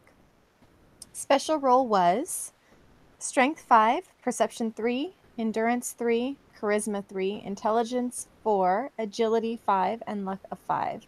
And for assigned perks, I drew Steady Aim, Demolition Expert, Lead Belly, Attack Dog, Medic, Sneak, and Mysterious Stranger. As you may have guessed from the last name, I decided to go for a cowboy-themed build and decided on 3 additional restrictions. No chemicals except for Stimpaks, Rad X, and Radaway. Only weapons of a cowboy type, and only iron sights, so no scopes or reflex sights. Roleplay-wise, James Hatfield will be the nice guy, friendly to everyone except Kellogg and those who funded him. With this in mind, I plan on ditching the Institute role and going with the Minutemen. Besides, I haven't let Preston out of the museum in nearly 18 months, so it is about time. This also means that eventually he will turn on the gangs of Nuka World and clear them out. Since I'm a PS4 player, I will note a few of the mods I'm using. Integrated Commonwealth, USO, OC Decorator, DLC ammo level lists, and 38 Revolver. Till next time, everyone have fun out there. Joe. Is James Hatfield the singer from Metallica? I don't think so. I'm guessing he's probably going more for that Hatfield and McCoy angle than That's what I was thinking. Oh, it's James Hetfield. Oh, Hetfield. Close. Okay. Sorry. My bad. Okay, yeah, probably the Family Feud thing. Joe, awesome. Thanks for the email, brother. You need to let Preston out of that damn museum. You're going to drive those poor people insane. That's just 18 months in that museum. Way too long. I think that's considered torture under the UN, some sort of agreement, something or other. Gotta let those people out, dude. That's unkind. Yeah, lately with the alternate start mod, I've I don't even bother to go to the museum anymore. If I really need the perception bobblehead, I just, console command it at my feet. Yeah, I was gonna say you can just do all 20 of them at once if you. I mean, not at once, but all 20 of them just summon to your feet, right? Yeah. Hey, I've got a great situation here, guys. I decided to try to complete my achievement list for Fallout 4. I've got 26 of them left to complete, so I doubt that I'll be able to get them all done with this one character, but who knows? I might be able to cram it in. There's a few of them that are just super time consuming and annoying, so maybe not. But you can tell when mods came out, became available for the Xbox, and when the DLCs released, because all of the I've basically got every achievement in the base game, and then I guess mods came out and I started playing with mods, and then the DLCs must have come out at some point, and there's well, I don't know about the timing exactly, but basically all the achievements I have left to do are all in Far Harbor and Nuka World. It's really funny. Like, I've just got a couple of the super annoying ones left. Like the benevolent leader, where you have to get 100% happiness at a settlement, and stuff like that. Oh, and collect the 20 bobbleheads. Are you kidding me? We just missed it by that much. literally just did that. Oh god. Ugh. All right. Well, I'll be over here collecting bobbleheads and fucking Nuka World tickets for the next. At least you'll remember where they're all at this time. Hey, yeah, actually has like. Wait a second. Where is that agility bobblehead? Oh wait, yeah, he mentioned FMS North Star. Yeah, I need to go get that agility bobblehead. Find some army fatigues. See if I can get some agility armor stuff going on. All right, Joe, thanks for the email. Let's get into our last feedback for the evening. Certainly not the least feedback for the evening. Kiora, Steve. Kia ora, everybody. Steve from New Zealand here. Timmy, living a lie, Birch. Timmy's legs were damaged in Mongolia during the Gobi campaign of the Sino-American War in 2066. He was discharged, provided cybernetic implants for his legs. Finally overcoming his trauma from the war, he found his true love, Nora. Now in 2287, he finds himself in the Commonwealth. As the cybernetic enhancements in his legs break down and no access to repair them, he will become reliant on using power armor frames to support himself. He'll remove any threat from the existing forces, meaning the Institute and the BOS, with the help of a band of guerrilla warriors called the Minutemen. Once he's seen the local area rebuilt into a coalition of settlements, he plans on leading a group of raiders called the Pack to establish a new Mongol empire. This empire may someday stretch across the former United States and absorb the northwestern Great Khans, placing the entire continent firmly under the heel of his mechanized boot. So, new season, new character. I tried to make him look like Timmy from South Park, but it didn't really translate in the character generator, so I just used elements of him. My Timmy looks much harder, though. His stats are Strength 6, Perception 3, Endurance 6, Charisma 1, Intelligence 2, Agility 6, and Luck 4. He got Heavy Gunner, Awareness, Chem Resistant, Cap Collector, Hacker, Moving Target, and Mysterious Stranger, which I was really excited to get so that I can run a mod called the Mysterious BIG, which changes the Mysterious Stranger into the rapper Biggie Smalls. Yeah, it sounds funny, but it's rad. So That is awesome. in the cartoon, Timmy's in a wheelchair. So I translated that into a power armor frame. And I want to get my intellect up so that I can get nuclear physicist to make my fusion cores last longer. I threw in some scrounger in there to find ammo for the minigun or the Gatling laser for my heavy weapons. I've never really used awareness or moving target, so those are new to me. Later on, some science blacksmith and armor perks to build up the power armor suit. I've never had a jetpack before, and everybody always says how fun they are. I'm going to build up as many settlements as I can to take them back over with the pack later on. And so it should be a great season. Thanks, everybody, and I'll see you in the wasteland. He's bringing the pack back to the Commonwealth. Ew, don't do it, Steve. It's so gross. I really like his story. Everyone's fucking stories are knocking him out of the ballpark this year, man. Yes, indeed. The cybernetics and the cybernetics on his legs, and won't have access to the cybernetics disappear, so we got to use the power armor frame. So he's got to move into the power armor. That's so sweet, dude. Awesome. What was the war he brought up? Is that a real thing? The Sino-American War? What is that part of Fallout lore? Is he making stuff up? Is that like a synth? What? No, that's actual real life. The Sino? Yeah, that's was the I don't know what the technical term for it is, but it's essentially the Chinese, that whole section of Asia. It's the root of that word is Sino. Is Sino. Sino. Okay. Great, Steve. I love your guys' stories. They're so in depth, pulling references from all over the place. You guys are very impressive. And he's got to pump a ton into intelligence because he has an intelligence 2 and his nuclear physicist is intelligence 9. Yeah. When he said that, I was like, He wants to get all the way into so 7. Good Lord. Yep. So if you include that into your fairness factor, Steve, your fairness factor is a lot more lopsided than that. That's great. So did he say that he had a mod that turned the mysterious stranger into Biggie? Yep. That is amazing. Why can I not have that on the PS4? Oh. Because PlayStation sucks. He posted about that in the Facebook group. A funny little video.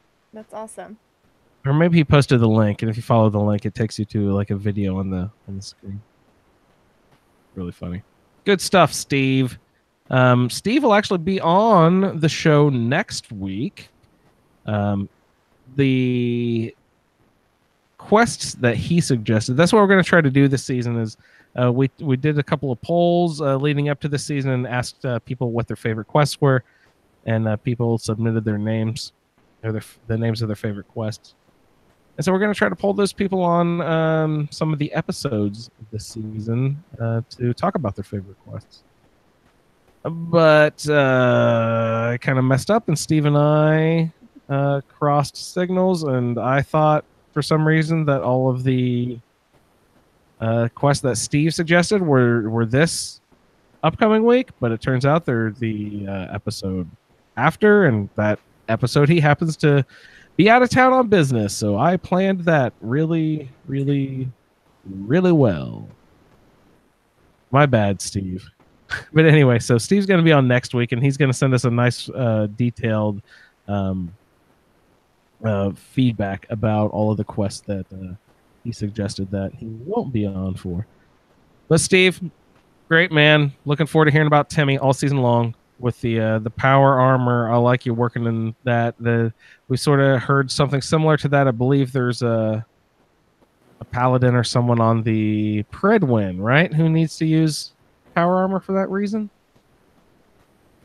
Yeah, the girl that works on the she's power armor. Yeah, she's the chief power armor repair, and works on Liberty Prime. Oh, there you go. Sweet.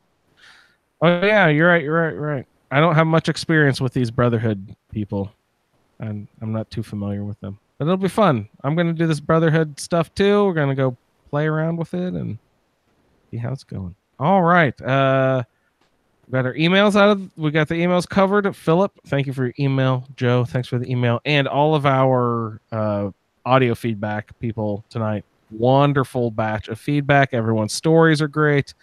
Thanks to Adam, Carrie, Chris M, Craig, Freighter, Jason, Jess, Josh, Leon, Mark, Rebecca, and Steve for an incredible set of feedback. I'd also like to thank Sarah and Ray for joining me this evening. Thanks, guys, for coming on. It's always a pleasure podcasting with you. Indeed.